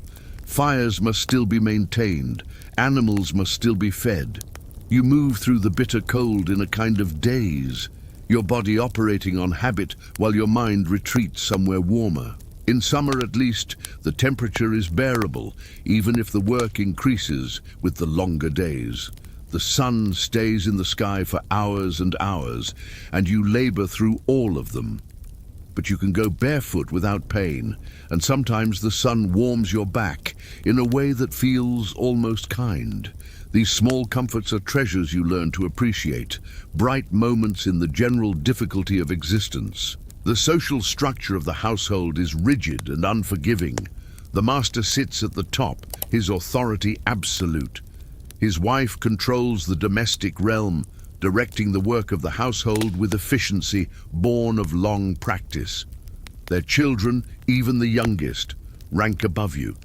Any free servants or hired workers, seasonal laborers, even visitors passing through, all of them rank above you. You are at the bottom, always, in every circumstance. You serve the household and you bow to every member of it. Occasionally, feast days break the monotony of routine. The household might entertain guests or travel to a gathering at a neighboring farm or celebrate one of the many occasions that mark the Norse calendar. These events mean more work for you, of course. More cooking, more cleaning, more water to carry, more vessels to wash. But they also sometimes mean better scraps, leftovers from the elaborate meals served to the free members of society. You eat well on feast days, relatively speaking, and this small abundance feels like luxury. You observe the free world from your peripheral position, learning its rhythms and rules without ever being part of it. You hear the discussions around the fire, the plans being made, the stories being told. You learn about the wider world, about raids and trading voyages, about feuds between families, about the great events unfolding across the Norse lands. But none of it touches you directly. You are a witness, not a participant, an observer of lives you will never lead. Some thralls form bonds with each other, finding companionship and solidarity in shared circumstances. If you are fortunate enough to work alongside other thralls, you might find friendship there, a connection that makes the burden slightly easier to bear. You share techniques for enduring the work, warn each other about the master's moods, and offer what small comforts you can in a world that offers you little. These relationships are precious, islands of humanity in an ocean of servitude. The seasons turn, marking time in their eternal cycle. Spring planting, summer growth, autumn harvest, winter endurance. Year after year the wheel turns, and your life is measured in labor. You grow older in servitude, your body bearing the marks of constant work. The scarred hands, the bent back, the lines etched into your face by sun and wind and exhaustion. You become efficient in your tasks, knowing exactly how long each one takes, exactly how to move to conserve energy, exactly how to anticipate your master's needs before they are voiced. This is the life of a Viking thrall, lived at the margins of a warrior society in the cold shadows of greatness. While the free men spoke of honor and fame, while the warriors dreamed of Valhalla, while the traders counted their silver, you simply existed, one day flowing into the next, survival itself a kind of victory. The iron collar around your neck never lets you forget what you are, but neither does it define everything you are. Even in bondage, you remain human, with thoughts and feelings, memories and hopes, however distant and dim those hopes might be. The hours pass, and the days pass, and the years pass. The cold wind blows across the northern lands, carrying the salt smell of the sea. Somewhere, longships are cutting through grey waves, bound for distant shores. Somewhere, skalds are composing verses about heroes and gods. Somewhere, silver changes hands in busy markets. But here, in this place, in this moment, you are simply performing the next task in an endless series of tasks. Your bare feet on the cold floor, the weight of iron at your throat, waiting for the day to end, so you can return to your thin blanket and hard sleeping platform, to rise again before dawn and do it all over again. This is the rhythm of your life.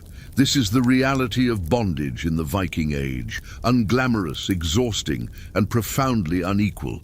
A life measured not in deeds or glory, but in carried water and split firewood and harvested grain, in surviving another winter, in enduring another day. And yet even here at the bottom of society, life continues. The sun rises, the work is done, and somehow impossibly, you continue. Because that is what survival requires. While thralls labored in cold bondage, tending to the endless needs of Norse households, other members of that same society turned their faces westward, toward horizons that seemed to promise something new. The same culture that created such rigid hierarchies, that accepted slavery as natural and necessary, also produced explorers willing to sail beyond the edge of the known world. Let us leave behind the iron collars and cold sleeping platforms for a time, and turn our attention to open water, to distant shores, and to a chapter of history that unfolded almost by accident. The year is approximately 985 CE, though dates in this era are uncertain, preserved more in saga than in written record. A merchant named Bjarni Herjolfsson is sailing from Iceland to Greenland, intending to visit his father, who has recently relocated to that remote island. Bjarni is an experienced sailor, familiar with the routes between Norway, Iceland, and the scattered Norse settlements across the North Atlantic. But this voyage will not go as planned. Imagine yourself on that ship, feeling the deck rise and fall beneath your feet as the vessel cuts through grey-green water. The ship is a merchant vessel, broader and deeper than the famous longships built for raiding, designed to carry cargo rather than warriors. It sits lower in the water, more stable, but also slower, dependent on favourable winds for progress. The crew numbers perhaps 20 or 30 men, each with their assigned tasks, working the single square sail or managing the steering oar at the stern. The sky darkens. Fog rolls in from the north, thick and disorienting, reducing visibility to a few ship lengths. In these northern waters, fog can persist for days, and without the sun or stars to navigate by, even experienced sailors must rely on their knowledge of currents, water temperature, and the flight patterns of seabirds. Bjarni holds his course as best he can, but the fog continues, and when it finally lifts after several days, the landscape that appears on the horizon is wrong. The land is too flat, too forested. Greenland, Bjarni knows, is marked by massive ice sheets and bare rock, with only narrow strips of coastal land where anything grows. But this coastline is thick with trees stretching as far as the eye can see. The crew discusses what they see. Some want to go ashore, to investigate, to claim this land. Bjarni refuses. He has business in Greenland, a cargo to deliver and a father to visit. This unknown land, whatever it is, will have to wait for another day. He orders the ship turn north, hugging this strange coastline until they finally reach familiar territory and complete their journey to Greenland. Bjarni's story spreads through the small Norse community in Greenland, a land to the west covered in forests. The tale is intriguing, but for several years, no one acts on it. Greenland itself is still being explored and settled, and the colonists have enough to occupy them without seeking new lands. But then the story reaches the ears of a young man named Leif Erikson, son of Erik the Red, the Norse chieftain who first established the Greenland settlements. To understand Leif's journey, we must first understand his father, and the chain of events that brought the Norse to the edge of the known world. Erik the Red was born in Norway, but raised in Iceland after his father was exiled for manslaughter. Erik himself was later outlawed from Iceland for similar violence, feuds and killings that made him unwelcome in that already rough society. In 982, facing 3 years of exile, Erik decided to sail west, searching for land that had been glimpsed decades earlier by other storm-blown sailors. He found it, a massive island dominated by glaciers and ice, but with narrow coastal fjords where grass grew and livestock could graze. Erik spent his exile years exploring this land, and when his sentence was complete, he returned to Iceland with tales of a green land to the west, a place of opportunity for settlers willing to brave the crossing. The name was strategic. Greenland sounds more appealing than Land of Ice, and Erik knew that attracting colonists required good marketing. In 985, he led a fleet of 25 ships from Iceland toward this new land. Only 14 ships completed the journey. The others were lost to storms, driven back, or simply disappeared into the grey Atlantic. But those 14 ships carried enough people and livestock to establish two main settlement areas on the southwestern coast of Greenland.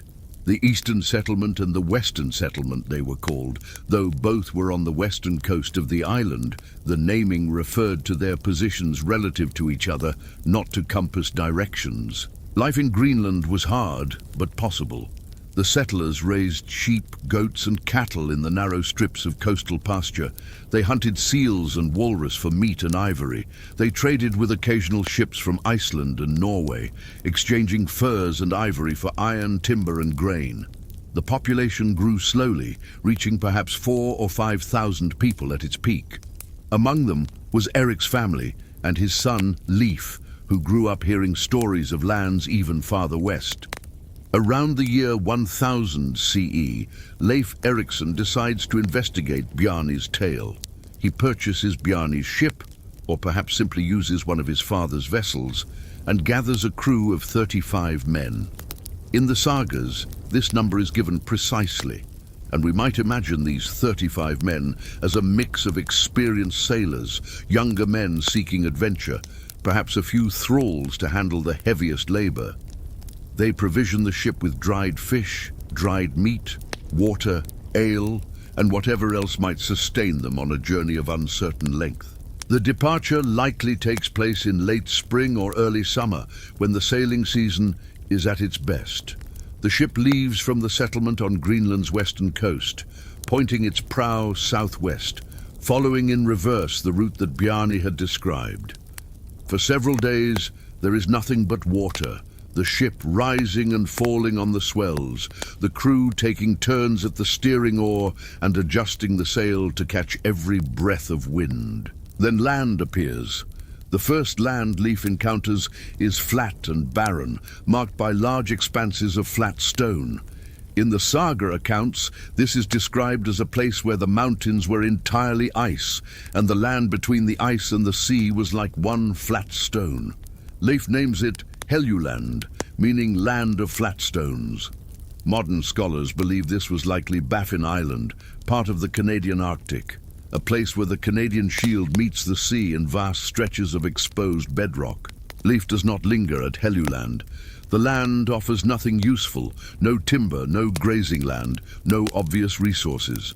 The expedition continues south, the ship following the coastline until the landscape begins to change. The next land they encounter is heavily forested, with white sandy beaches. Leif names this Markland, land of forests, or land of wood. This was likely somewhere along the coast of Labrador, where the boreal forest reaches almost to the sea. For settlers in Greenland, where every piece of timber had to be imported or salvaged from driftwood, a land covered in trees would seem extraordinarily valuable. The crew goes ashore, walking through the forest, marveling at the abundance of wood. But they do not stay, they continue south, searching for more. After 2 more days of sailing, they reach a land that seems even more promising. A river flows from a lake into the sea, and at low tide, sandbars make the mouth of the river impassable. But the crew waits for high tide, then rows the ship up the river and into the lake beyond. Here they decide to make camp, to explore more thoroughly, to determine if this land might be worth settling. The place they have reached is warmer than Greenland, warmer even than Iceland. The grass stays green longer. The river and lake are full of salmon, larger salmon than the crew has seen before. Most remarkably, they find grapes growing wild, or at least a fruit they interpret as grapes. Leif names this land Vinland, wine land, or land of grapes. The exact location of Vinland has been debated for centuries, but most scholars now agree that the authenticated Norse settlement at Longhouse, at the northern tip of Newfoundland, represents at least one of the places the Norse reached. The crew decides to winter in this new land. They construct buildings, long wooden structures reminiscent of the halls they know from back home, but smaller, more temporary. They divide their time between exploring the surrounding area and preparing for winter. Some men gather timber, others hunt and fish. The winter, when it comes, is mild compared to Greenland. Snow falls, but not in the overwhelming quantities of the far north. The lake does not freeze solid. Game remains available throughout the cold months. During that winter, the crew explores the land around their camp. They discover more about the local environment, the plants that grow there, the animals that can be hunted. The sagas mention that the days and nights were more equal in length than in Greenland or Iceland, which helps confirm that they had traveled significantly south. They find the landscape rich and inviting, a place that seems to offer everything their harsh northern settlements lack. But they are not alone. At some point during their exploration, Leif's crew encounters the people who already inhabit this land. The sagas call them Skrælings, a Norse term that could mean barbarians or foreigners, applied somewhat indiscriminately to various indigenous peoples. The first encounter recorded in the sagas is peaceful, or at least not hostile. The two groups observe each other, perhaps trade a few items, then part ways. In the spring, Leif and his crew load their ship with timber and samples of grapes and sail back to Greenland. The voyage home is successful, and Leif brings news of this remarkable land to the west. The timber alone makes the voyage worthwhile. Greenland is desperately short of wood, and a source relatively close by is valuable beyond measure. Leif's voyage inspires others. His brother Thorvald Erikson leads the next expedition to Vinland, using Leif's camp as a base for further exploration. Thorvald's expedition explores more extensively, sailing along the coast, mapping the shoreline, searching for even better locations for settlement. But this voyage ends in tragedy. Thorvald and his crew encounter another group of indigenous people, and this time the meeting turns violent. The details in the sagas are brief and one-sided, but apparently a conflict erupts, and Thorvald is killed by an arrow. The crew buries him in Vinland and then returns to Greenland, bringing news of the death. Despite this setback, the voyages continue. A third expedition is organized, this one led by a trader named Thorfinn Karlsefni, who has married Erik the Red's daughter-in-law after another of Erik's sons died. This is planned as a true colonization effort, not just an exploration. 3 ships carry perhaps 60 to 70 people, including several women. They bring livestock, cattle, sheep, perhaps horses. They intend to establish a permanent settlement. Karlsefni's expedition reaches Leif's camp and settles there, or perhaps nearby. For a time, things go reasonably well. Cattle graze on the new land's grass. Children are born. The sagas specifically mention Snorri Thorfinnsson, supposedly the first European child born in the Americas. The colonists explore, trade, and try to establish a foothold in this new world. But tensions with the indigenous population escalate. The sagas describe a series of increasingly hostile encounters. Perhaps the Norse colonists are occupying hunting grounds or fishing sites that the indigenous peoples rely on. Perhaps there are cultural misunderstandings that spiral into violence. Perhaps the Norse, accustomed to taking what they want and viewing non-Norse peoples as potential slaves or enemies, behave in ways that make conflict inevitable. The sagas, written from the Norse perspective, portray the Skrælings as aggressors, but the reality was likely more complex. Whatever the specific causes, fighting breaks out. The indigenous people greatly outnumber the Norse colonists. They attack the settlement with arrows and other weapons. The Norse fight back with iron swords and axes, but they are too few to hold the settlement against sustained attack. After 3 years, perhaps less, Karlsefni decides the colony is not viable. The risk is too great, the conflict too intense. The colonists load their ships with timber and whatever else they can carry and sail back to Greenland. There are a few more attempted voyages mentioned in the sagas, but none result in permanent settlement. The Norse continue to make occasional trips to what they call Markland to harvest timber, but Vinland itself is abandoned. The dream of establishing a Norse colony in the rich lands to the west fades, and eventually Even the timber voyages seemed to cease. Why did the Norse abandon Vinland? The answer is complex, involving geography, demographics, and conflict. The Norse settlements in Greenland were small and precarious. They could barely maintain themselves, let alone support a distant colony across hundreds of miles of ocean. Every expedition to Vinland required ships, men, and supplies that the Greenland settlements could ill afford to lose.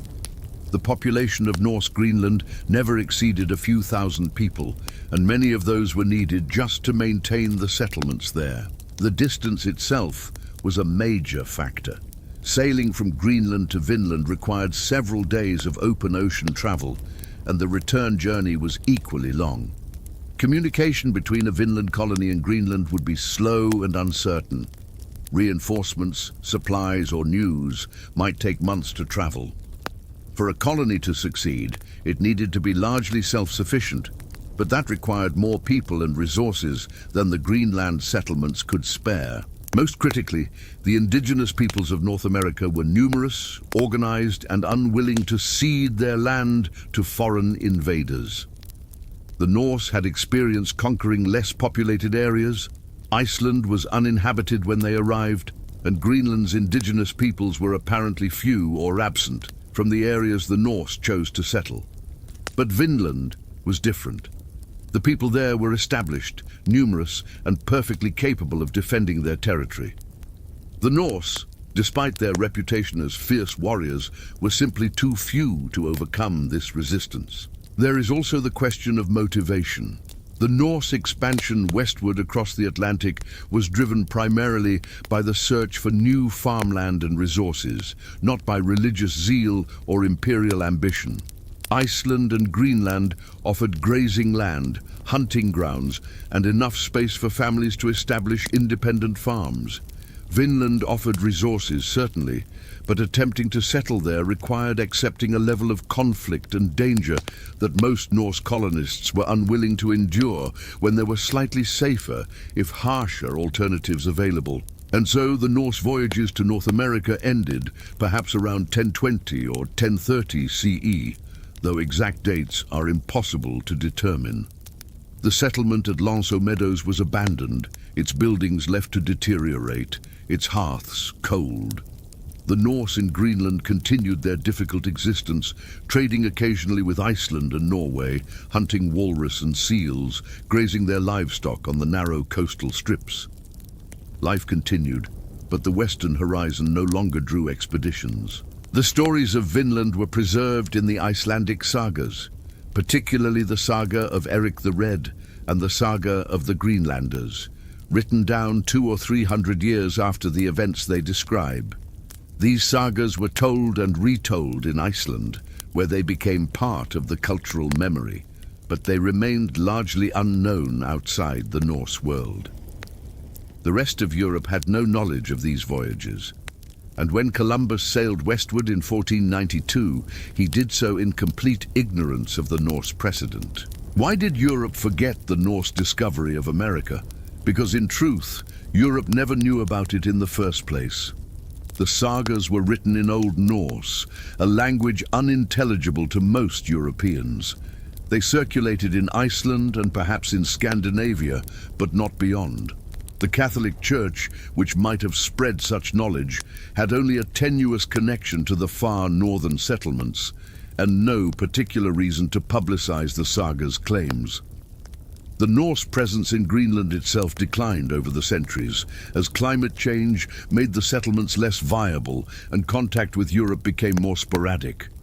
By the 1400s, the Greenland settlements had been abandoned entirely, and with them went any living connection to the Vinland voyages. The physical evidence of the Norse presence in North America was minimal and easily overlooked. The buildings at Lanceau Meadows were made of wood and turf, materials that decompose relatively quickly. Within a few generations, the site would have been indistinguishable from natural features of the landscape. Any artifacts left behind were few and easily lost or destroyed. The indigenous peoples of the area would have known that foreigners had come and gone, but they had no means to communicate this information to distant Europeans and no reason to try. And so, for almost 500 years, the Norse discovery of North America was forgotten, preserved only in stories told in Iceland, in sagas written in a language few outsiders could read. The Vikings had reached the New World, established a settlement, interacted with its indigenous peoples, and then retreated, leaving barely a trace. It was not until the 19th century, when scholars began seriously studying the Icelandic sagas, that the historical community started to consider that these stories might be based on real events. And it was not until 1960, when archaeologists Helge and Anne Stein Ingstad excavated Longhouse meadows and confirmed it as a Norse site, that the Vinland voyages were definitively proven to have occurred. Leif Erikson, son of Erik the Red, did reach North America around the year 1000 CE, 5 centuries before Columbus. Norse explorers did establish a settlement there, however briefly. They did encounter indigenous peoples, and those encounters did turn violent. All of this happened, and then passed into story, into saga, into the realm of half-remembered history, preserved in a language spoken by a diminishing number of people in an increasingly isolated part of the world. The great adventure petered out. The dreams of a land rich in timber and grapes faded. The Norse turned their attention back to the difficult business of survival in the harsh climates of Iceland and Greenland. The western horizon remained, as it always had, mysterious and distant. The land beyond it continued its own history, with its own peoples living their own lives, largely unaware that Europeans had briefly, tentatively, reached their shores, then retreated, leaving the continent to its own devices for another 500 years. The waves continued their eternal rhythm against the Vinland shore. The forests grew undisturbed. The indigenous peoples continued their own stories, their own history, undocumented by European scribes, preserved in their own traditions and memories. And across the ocean, in a rapidly cooling Greenland, the Norse struggled on, gradually losing contact with Europe, gradually fading into the mist of history themselves. This is how exploration sometimes ends. Not with triumph or lasting conquest, but with quiet withdrawal, with stories that persist but are not quite believed, with physical evidence that crumbles away until nothing remains but words on vellum, tales told by old men to children who listen with half-belief, the past becoming more remote with each generation until it might as well be myth. But it happened. The evidence is there in the archaeological remains at Longhouse Meadows, in the detailed geographic descriptions preserved in the sagas, in the iron rivets and hearths and workshops that prove the Norse presence. They came, they stayed briefly, and they left. And then, for half a millennium, the rest of the world forgot they had ever been there at all. We have traveled from the cold quarters where thralls labored, across the grey Atlantic to shores briefly touched by Norse explorers. And now we turn to a different kind of journey. A journey through time, not as it was, but as people wish it had been. A journey into the realm of contested evidence, disputed artifacts, and the very human desire to connect our present to a more dramatic past. Let us begin in Minnesota, in the year 1898, more than 8 centuries after Leif Erikson's voyages to Vinland. Imagine yourself on a farm near the small settlement of Kensington in Douglas County, Minnesota. The land here is flat, marked by small hills left behind by ancient glaciers. Fields of grain stretch to the horizon, interrupted by stands of trees and scattered farmhouses. A Swedish immigrant named Olof Öhman is clearing land on his property, preparing to expand his farm. His work involves the difficult task of removing tree stumps using a grubbing axe and sheer physical effort to extract the root systems from the earth. On a particular day in November, Öhman is working with his son to remove a poplar tree, perhaps 30 years old based on its size. As they dig around the roots, they discover something unexpected. Tangled in the tree's root system at a depth of several feet is a large stone, rectangular in shape, roughly 30 inches tall, 16 inches wide, and 6 inches thick. The stone weighs approximately 200 pounds. This alone would not be remarkable.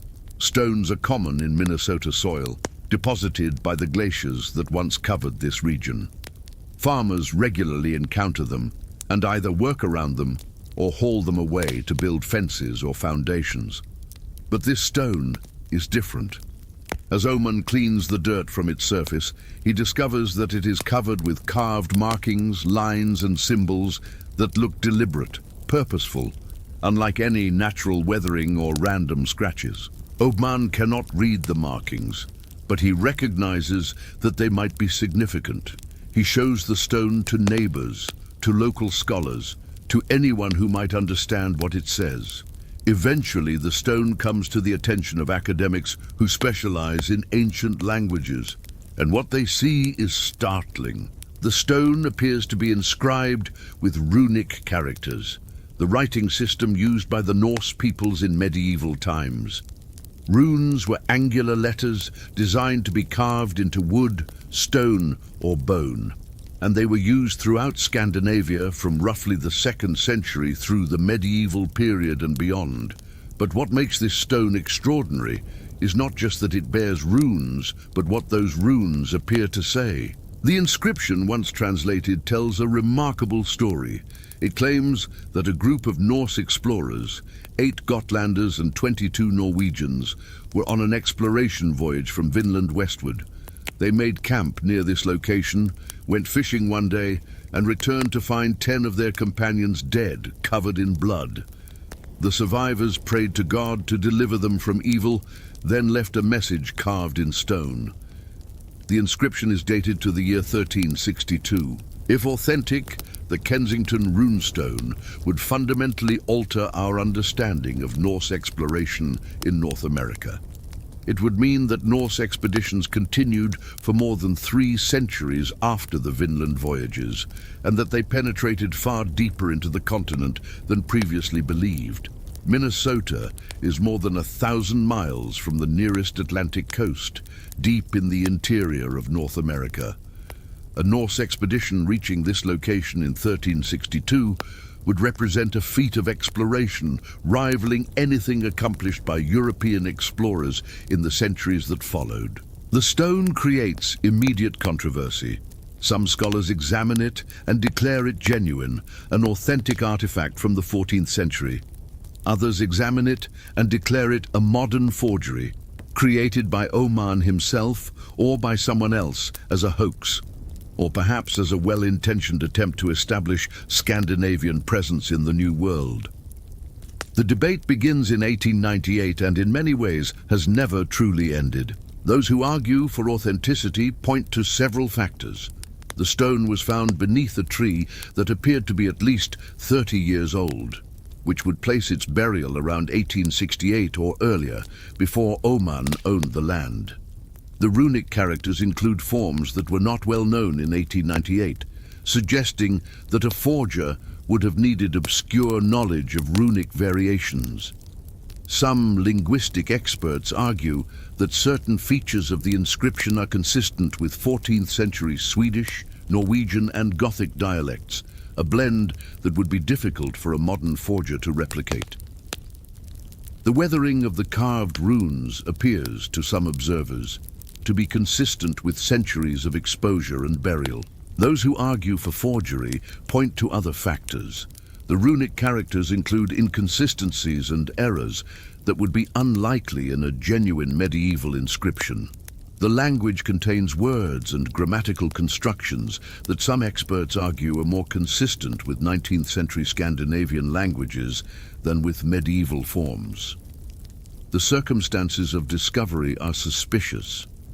A farmer of Swedish descent, in a region with a large Scandinavian immigrant population, conveniently finds a stone that glorifies Norse exploration.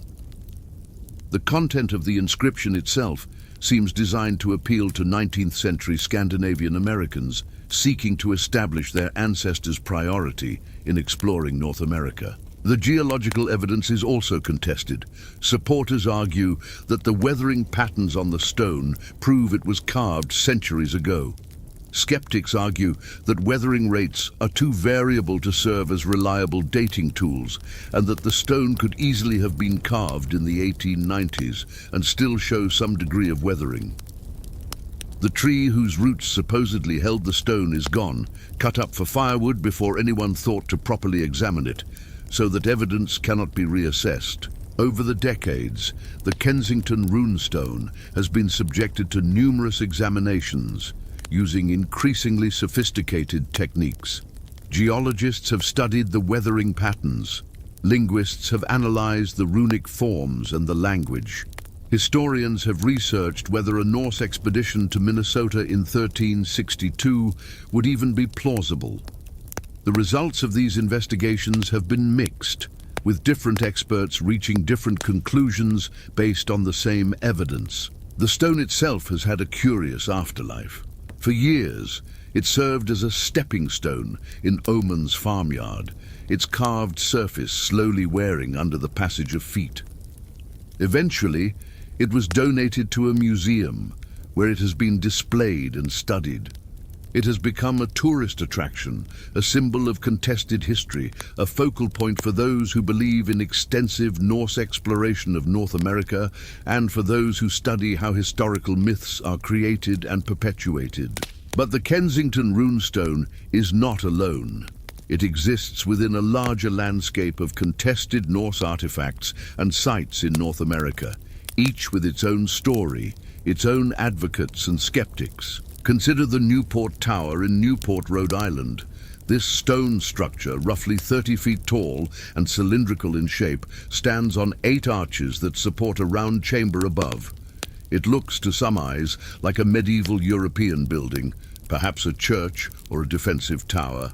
Local tradition, dating back to at least the 18th century, holds that the tower was built by Norse explorers centuries before Columbus. Advocates for this theory point to architectural similarities between the Newport Tower and certain medieval structures in Scandinavia, particularly round churches built by the Knights Templar and other religious orders. They note that the tower is built using a unit of measurement that seems consistent with medieval Norse building techniques. They argue that the structure is too sophisticated, too well built to have been constructed by early colonial settlers who had more pressing concerns than erecting mysterious stone towers. Skeptics note that the first written description of the tower from 1677 refers to it as the Old Stone Mill, suggesting it was a windmill or similar structure. They point to 17th century will documents that mention building a stone windmill in precisely this location. Archaeological investigations have found no artifacts beneath or around the tower that predate European colonization. The architectural features that supposedly link it to medieval Scandinavia can also be found in 17th century European building traditions, including those brought by English colonists. A radiocarbon dating study conducted in the 1990s analyzed mortar from the tower's construction. The results suggested the mortar was made in the mid-17th century, consistent with colonial-era construction, not with a medieval building. Supporters of the Norse theory disputed these findings, arguing that the mortar could have been replaced during later repairs or that the radiocarbon samples were contaminated. Then there are the various stones and carvings scattered across North America that have been interpreted, at one time or another, as evidence of Norse presence. The Heavener runestone in Oklahoma bears markings that some claim are runes.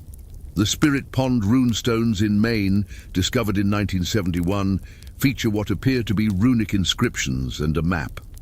Various rock carvings in New England and Canada have been identified by enthusiasts as Norse graffiti or memorial markers. In almost every case, the pattern is the same. A stone or carving is discovered. Some experts examine it and declare it authentic. Other experts examine it and declare it fraudulent or misinterpreted. The debate becomes entangled with cultural identity, with the desire of Scandinavian Americans to claim a deeper connection to American history, with academic rivalries, and with the basic human tendency to see patterns and meaning even in random marks. The science of authenticating ancient inscriptions is complex and often inconclusive.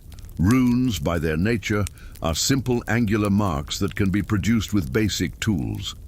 Distinguishing between genuine medieval runes and modern imitations requires expertise in linguistics, geology, archaeology, and materials science. Even then, certainty is often elusive. Linguistic analysis examines the forms of the runes themselves, the words they spell, and the grammatical structure of the text. Medieval runic inscriptions have characteristic features. Certain letter forms were common in specific time periods. Certain spelling conventions were standard. Certain grammatical structures predominated. A text that deviates from these norms might be suspect, but it might also represent regional variation, individual idiosyncrasy, or simply a carver's error. Geological analysis examines the weathering of the carved surface. Stone, exposed to weather, deteriorates at a measurable rate, depending on the type of stone, the climate, and the specific environmental conditions. In theory, comparing the weathering inside carved grooves to the weathering on the surrounding surface could establish how long ago the carving was made. In practice, weathering rates vary enormously, and stones can be artificially aged through various techniques, making this approach unreliable. Archaeological context is often the most telling evidence. An inscription found in a controlled archaeological excavation, surrounded by other datable artifacts, can be placed in time with reasonable confidence. But many of these controversial stones were found by chance, by farmers or hikers, in contexts that provide little useful information. The Kensington runestones context, beneath a tree at a particular depth, could suggest antiquity, but it could also be the result of deliberate placement by a hoaxer, aware that depth of burial creates an appearance of age. The question of plausibility must also be considered. Could Norse explorers have reached Minnesota in 1362? The authenticated Norse presence in North America, at Lanceau Meadows around 1000 CE, was brief and limited to the coastline. For Norse explorers to reach Minnesota 6 centuries later would require a sustained presence, numerous expeditions, and a degree of continental penetration that left no other trace. They would have had to travel through or past numerous indigenous populations, any of whom might have left oral traditions or material evidence of contact. The silence in the archaeological and historical record is deafening, yet absence of evidence is not, strictly speaking, evidence of absence. Norse artifacts could have deteriorated, been lost, or simply not yet been found. Indigenous oral traditions might not have survived, or might not have been recorded by European chroniclers who encountered them. The Norse themselves were not prolific record keepers of exploration. The Vinland sagas are our primary source, and they were written generations after the events they describe. It is theoretically possible that Norse voyages to North America continued after the official abandonment of Vinland, that they penetrated inland using rivers and lakes, that they left markers and inscriptions that have mostly been lost to time. But possible is not the same as probable. The burden of proof for extraordinary claims must be high, and a single contested artifact, lacking corroborating evidence, cannot overturn the broader historical and archaeological understanding. This is the challenge that faces all of these Norse mystery claims. Individually, each artifact or site might seem intriguing. Collectively, they fail to build a convincing case because they lack the supporting evidence that would accompany a genuine Norse presence. The middens full of Norse trash, the graves with Norse bodies, the settlements with Norse architecture, the clear influence on indigenous material culture. The persistence of these mysteries reveals something interesting about human nature and historical consciousness. People want connections to the past. Scandinavian Americans, particularly in the late 19th and early 20th centuries, were eager to establish that their ancestors had reached America first, that the Norse had priority over other European groups. This desire was understandable. It provided cultural pride, a sense of deep connection to the land, and a counter-narrative to the dominant English colonial story of American origins. This cultural context made people more willing to accept claims of Norse presence, even when the evidence was ambiguous. It also provided motivation for hoaxers who could achieve fame, profit, or simply amusement by creating fake artifacts. The late 19th century was an era of widespread archaeological fraud, with numerous fake discoveries being exposed. The Piltdown Man hoax, the Calaveras skull, and various fake Viking artifacts were all products of this period, when the science of authentication was less developed and the appetite for sensational discoveries was strong. The Kensington runestone, whether authentic or fraudulent, taps into these deeper currents. It tells a story that people want to be true. Brave Norse explorers penetrating the heart of a continent, leaving their mark, establishing Scandinavian presence in what would become America. The stone provides a tangible connection to this imagined past, a physical object that can be touched and photographed and displayed in museums. And perhaps that is enough. Perhaps the stone serves its purpose regardless of its authenticity, as a conversation starter, as a focal point for discussions about exploration and cultural heritage, as a reminder that history is often more complicated and contested than we might wish. The debates over the Kensington runestone and similar artifacts force us to think carefully about evidence, about how we know what we know, about the difference between what we can prove and what we might hope. The scientific consensus, insofar as there is one, leans toward viewing most of these artifacts as modern creations rather than medieval Norse inscriptions. The linguistic anomalies, the suspicious circumstances of discovery, the lack of corroborating evidence, and the cultural context all point toward 19th and 20th century origins. But consensus is not certainty, and in fringe corners of scholarship, the debate continues. What we can say with confidence is this: the Norse did reach North America around 1000 CE. They did establish at least one settlement at Lens aux Meadows. They did interact with indigenous peoples, and then they withdrew, leaving behind minimal physical evidence of their presence. Whether they returned in later centuries, whether they penetrated deeper into the continent, whether they left markers and inscriptions in Minnesota or Oklahoma or Maine, these remain questions without definitive answers, mysteries wrapped in ambiguity, tales that exist in the contested space between history and myth. The stones remain, whether medieval or modern, genuine or fraudulent. They sit in museums and roadside attractions, weathering slowly under the passage of time, their inscriptions growing fainter with each passing year. People continue to visit them, to photograph them, to debate their origins. The mysteries persist because certainty is elusive, because the past does not always yield its secrets easily, and because there is something compelling about the idea that history might be more complex, more surprising than we currently understand.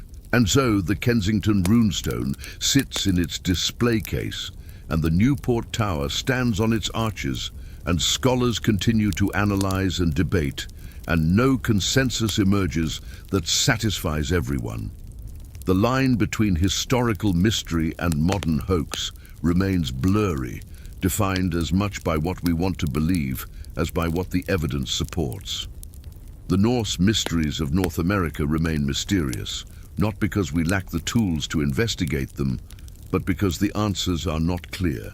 The evidence is not conclusive, and the questions themselves tap into deeper issues about identity, heritage, and our relationship with the past. Perhaps that is fitting. History should be questioned, contested, debated.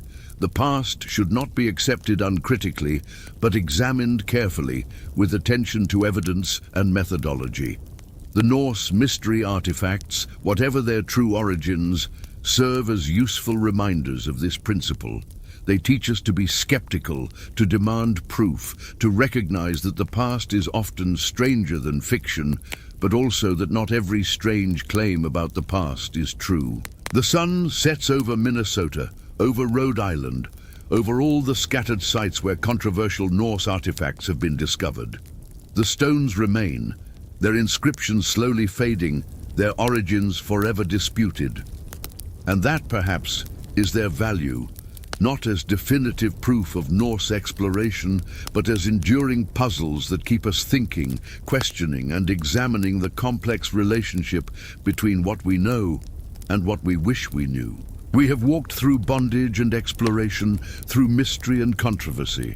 Now, as our long journey through the Norse world draws toward its close, let us step into warmth, into light and smoke, and the sound of voices raised in story and song. Let us leave behind the cold quarters of thralls, the grey uncertainty of ocean voyages, the disputed stones with their ambiguous messages, and enter instead the heart of Norse society, the chieftain's hall, where power is displayed and relationships are forged through the ancient rituals of hospitality. Imagine yourself approaching such a hall on a winter evening.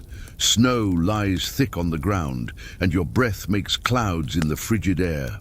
But ahead, through the darkness, you see the long shape of the hall itself, massive timbers rising from the earth, smoke seeping through gaps in the roof where the thatch meets the ridgeline. Light glows from the doorway, warm and inviting. You can hear voices from within, the low murmur of conversation punctuated by occasional laughter. This is the hall of a jarl, a chieftain of significant standing in the community. Not the highest of the high, not a king or a great lord, but a man of wealth and influence. Someone who controls good farmland, commands the loyalty of fighting men, and maintains his position through a careful balance of generosity, intimidation, and political acumen. The hall itself is a statement of power. It stretches perhaps 80 feet in length and 20 feet in width, built from massive oak timbers that required years to season and tremendous labor to raise.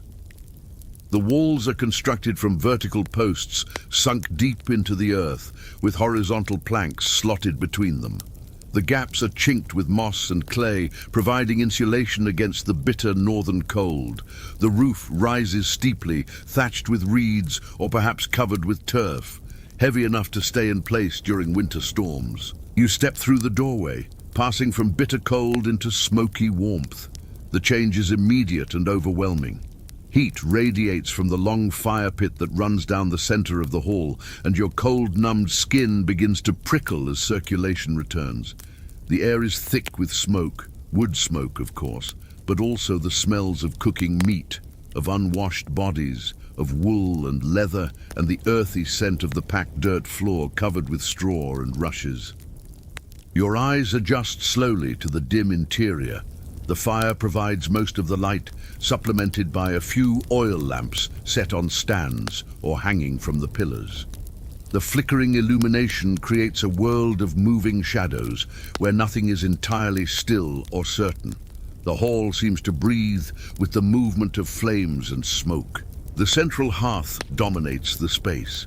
It is not a single fire pit, but a series of connected fire beds lined with stones, stretching nearly the full length of the hall. Different fires serve different purposes, some for warmth, some for cooking, some simply for light and atmosphere. The hearthstones are blackened with soot, testimony to years of continuous use. Above the fires, racks and spits hold cooking vessels and meat being roasted. The heat is intense near the hearth, almost uncomfortable, but it fades quickly as you move toward the walls. Along both sides of the hall, raised platforms serve as benches during the day and sleeping areas at night. These platforms are perhaps 2 feet high, built against the walls, covered with straw or heather mattresses and piled with furs and wool blankets. During gatherings like this one, people sit on these benches, facing each other across the fire, creating 2 long rows of guests and household members. The pillars that support the roof are massive and elaborately carved. Each one is a work of art, featuring intertwining serpents, stylized animals, and geometric patterns that speak to the skill of the woodcarvers and the wealth of the owner. The high seat pillars, marking the place where the Jarl himself sits, are the most ornate of all. These pillars are sacred objects, inherited from ancestors or commissioned specially, believed to carry the luck and power of the family line. When Norse settlers arrived in new lands, they sometimes threw their high seat pillars overboard and built their homes where the pillars washed ashore, allowing fate and the gods to choose their dwelling place. The Jarl himself sits in his high seat, positioned roughly in the center of the hall on one of the long sides. This is not merely a chair, but a symbol of authority, slightly elevated, with carved armrests and a back that rises above the owner's head. The Jarl is a man in his middle years, his beard grey and carefully braided, his clothing rich but not ostentatious. He wears a well-made wool tunic dyed a deep blue, a color that requires expensive imported dye. A silver arm ring encircles his bicep, marking his status and wealth. A sword rests against the side of the high seat, within easy reach, not because he expects trouble at this peaceful gathering, but because a warrior is never truly unarmed. Across from the Jarl sits his wife, in her own seat of honor. She is not merely the Jarl's spouse, but the mistress of the household, responsible for managing the domestic economy, directing the work of servants and thralls, and acting as hostess at gatherings like this. She wears a long dress of fine wool, fastened at the shoulders with elaborate brooches connected by chains of beads.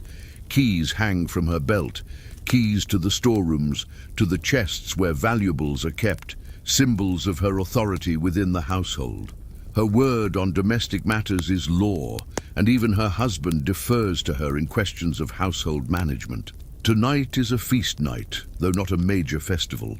Perhaps 20 or 30 people fill the hall, family members, retainers, neighboring farmers who owe allegiance to the Jarl, a traveling merchant who has been offered hospitality, a visiting warrior who brings news from other regions.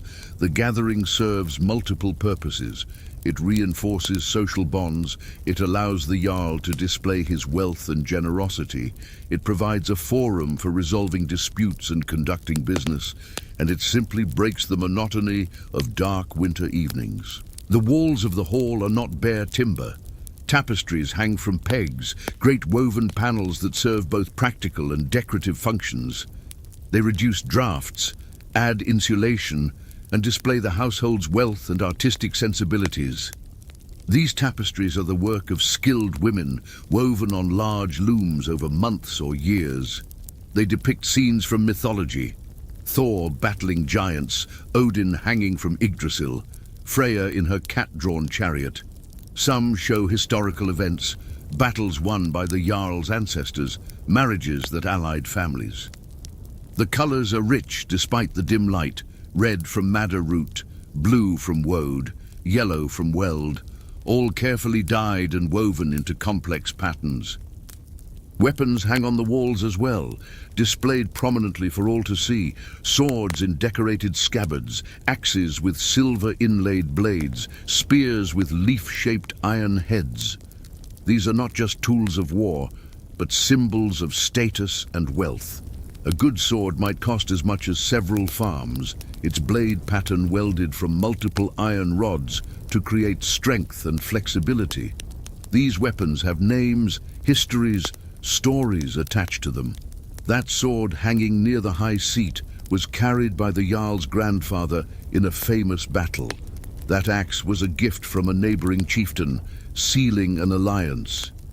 Each weapon is a story, and each story reinforces the power and prestige of the household. Shields hang in rows along the upper walls, round and painted in bold patterns, spirals, crosses, quarters of contrasting colors. In a raid or battle, these shields would protect their bearers. Here in the hall, they are decoration and statement, a visual reminder of the martial strength the Jarl can call upon if needed. The feast itself is an elaborate affair, organized according to strict protocols of hospitality and status. Food is served on wooden trenchers or large flatbreads that serve as edible plates. The main course tonight is roasted pork, a young pig slaughtered specifically for this gathering, its meat now dripping fat into the fire as it roasts on a spit turned by a thrall. There is also boiled mutton, fish preserved in salt or smoke, porridge made from barley, and bread baked with whatever grain the household has in store. But the true marker of a Norse feast is the drink. Mead flows freely, that ancient beverage made from fermented honey, water, and whatever flavoring ingredients the brewer chooses to add. This mead is sweet and strong, golden in color, served in drinking horns that cannot be set down once filled, requiring the drinker to empty them before taking a break.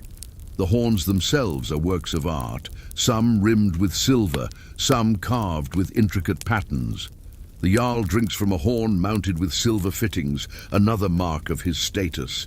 Ale is also available, brewed from barley and flavored with herbs in the days before hops became standard. It is darker and less sweet than mead, but no less intoxicating. Drinking horns are passed around, each person taking their portion, then passing it on. To refuse a drink, especially a drink offered by the host, would be a serious breach of etiquette. The Norse take their drinking seriously, as both a social obligation and a pleasure. As the evening progresses and the drink takes effect, the conversation grows louder and more animated. Men boast of their achievements, carefully crafting their words to establish reputation without crossing into arrogance that might provoke challenge. Women share news, weaving together the social fabric that holds the community together through long winters. Business is conducted, agreements made about trading ventures, disputes settled through negotiation, marriages arranged between families. The Jarl acts as mediator and judge when necessary. His authority, stemming from his reputation for fairness, his control of resources, and the implicit threat of force he can marshal through his retainers and allied warriors. When two farmers argue about boundary stones, he listens to both sides, asks questions, and renders judgment. His decision is accepted because to reject it would be to reject his authority, and that would mean exclusion from his protection and generosity. In a society without strong central government, the local chieftain serves as law and order, and his hall is the courthouse where justice is dispensed. But the evening is not all business and eating.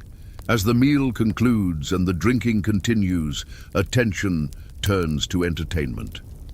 The Jarl nods to an old man seated near the fire, a man with white hair and a voice that still carries despite his years.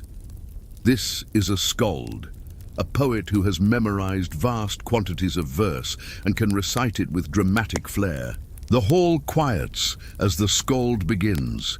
His voice rises and falls in the measured cadence of Old Norse poetry, following the strict meters and alliterative patterns that mark proper verse. He recites from the Völuspá, that ancient poem describing the creation of the world and its eventual destruction. The audience listens, some of them mouthing the words they know by heart, others hearing the verses for the first time. The poem speaks of gods and giants, of the world tree Yggdrasil, of the final battle of Ragnarok, when the world will end in fire and flood, only to be reborn clean and new. When the skald finishes that piece, he moves to a saga, a story about the Jarl's own ancestors. This saga tells of a great-grandfather who sailed to England on a raid, who fought bravely, who returned with silver and fame. The details are familiar to the household, but the telling never grows old. The skald performs rather than simply recites, using different voices for different characters. pausing at dramatic moments, building tension before releasing it. The audience is rapt, even those who have heard this saga hundreds of times before. This is how Norse culture preserves itself, how values are transmitted, how history is remembered, not through written records. Few Norse can read, and writing materials are expensive, but through oral performance, through the repeated telling of stories that shape identity and instruct in proper behavior. The sagas teach what it means to be Norse, what qualities are admired, what actions bring honor or shame. They provide models to emulate and cautionary tales to avoid. They connect the present generation to their ancestors, creating continuity across time. As the skald finishes and accepts another drinking horn as payment for his performance, others in the hall begin to share their own stories. A merchant tells of his travels, of strange lands and stranger peoples encountered in distant markets. A warrior recounts a recent skirmish, emphasizing his own courage and the bravery of his companions. The Jarl himself shares a memory from his youth, a hunt that went wrong, a narrow escape from a bear, laughter at how foolish they all were. Gift-giving forms another crucial component of the evening. The Jarl distributes arm rings, thick bands of silver or gold worn around the bicep as marks of favor and obligation. To receive an arm ring from one's Jarl is to be bound to him, to owe loyalty and service in return for his generosity. The recipient swears an oath, pledging to follow the Jarl in battle, to support him in disputes, to maintain his honor. These oaths are not casual. They are binding commitments that carry serious consequences if broken. The Jarl also gifts weapons, fine cloth, even land to those who have served him well. Each gift creates or reinforces a relationship, building the network of obligation and reciprocity that holds Norse society together. A generous Jarl attracts followers. A stingy one finds himself isolated. The distribution of wealth is not mere charity, but strategic investment in relationships that may prove crucial in times of conflict or need. The hall itself, with its warmth and light and abundance, serves as proof of the Jarl's success. A poor man cannot maintain such a structure, cannot feast his followers, cannot employ skalds and distribute gifts.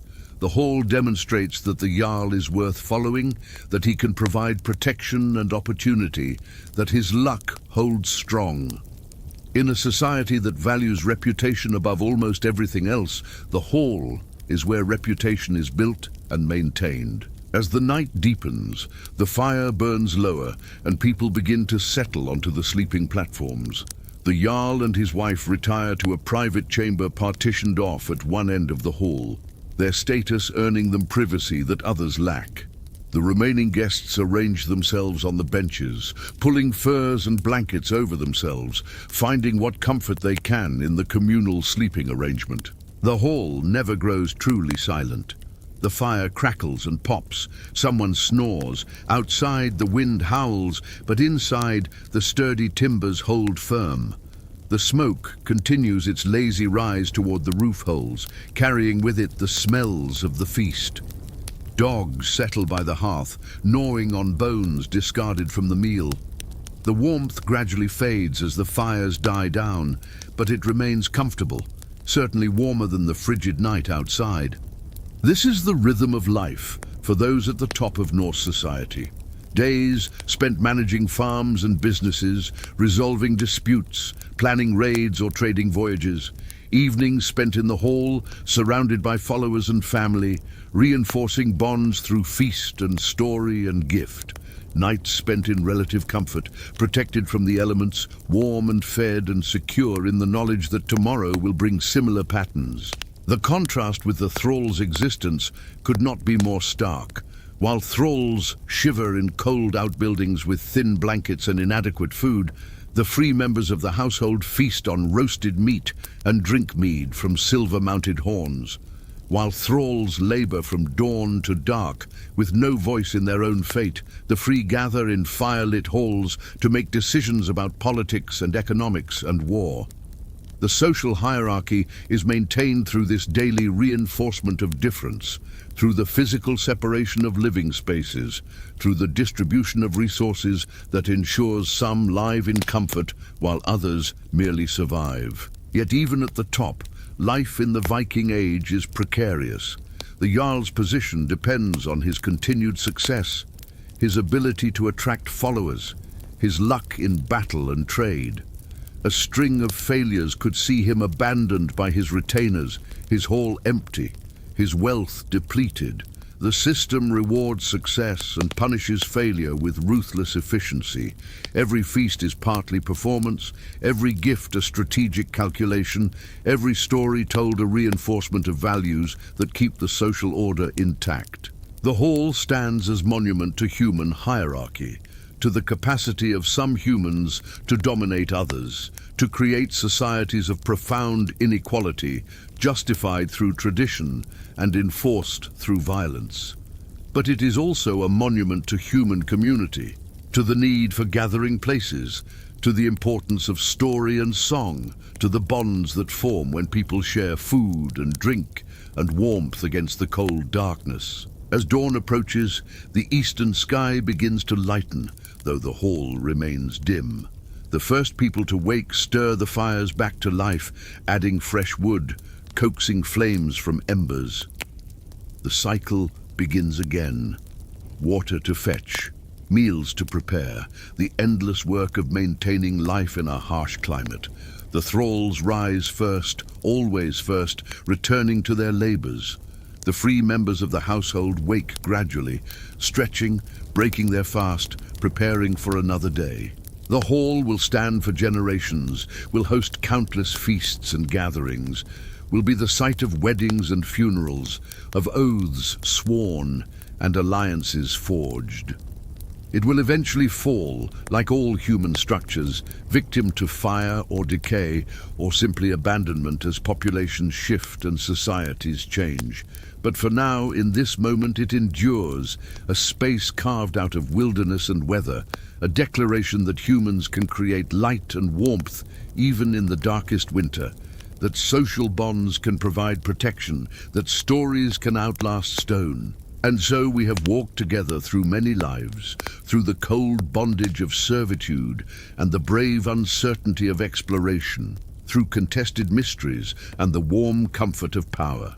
We have seen the extremes of Norse society, from the thrall with iron at their throat, to the Jarl in his high seat, from the brutal realities of slavery to the remarkable achievements of ocean voyages, from stones whose origins we cannot verify to halls whose purposes we understand all too well. The Viking Age was an era of contradictions, great brutality alongside great beauty, rigid hierarchies alongside remarkable social mobility for those who could win fame and fortune.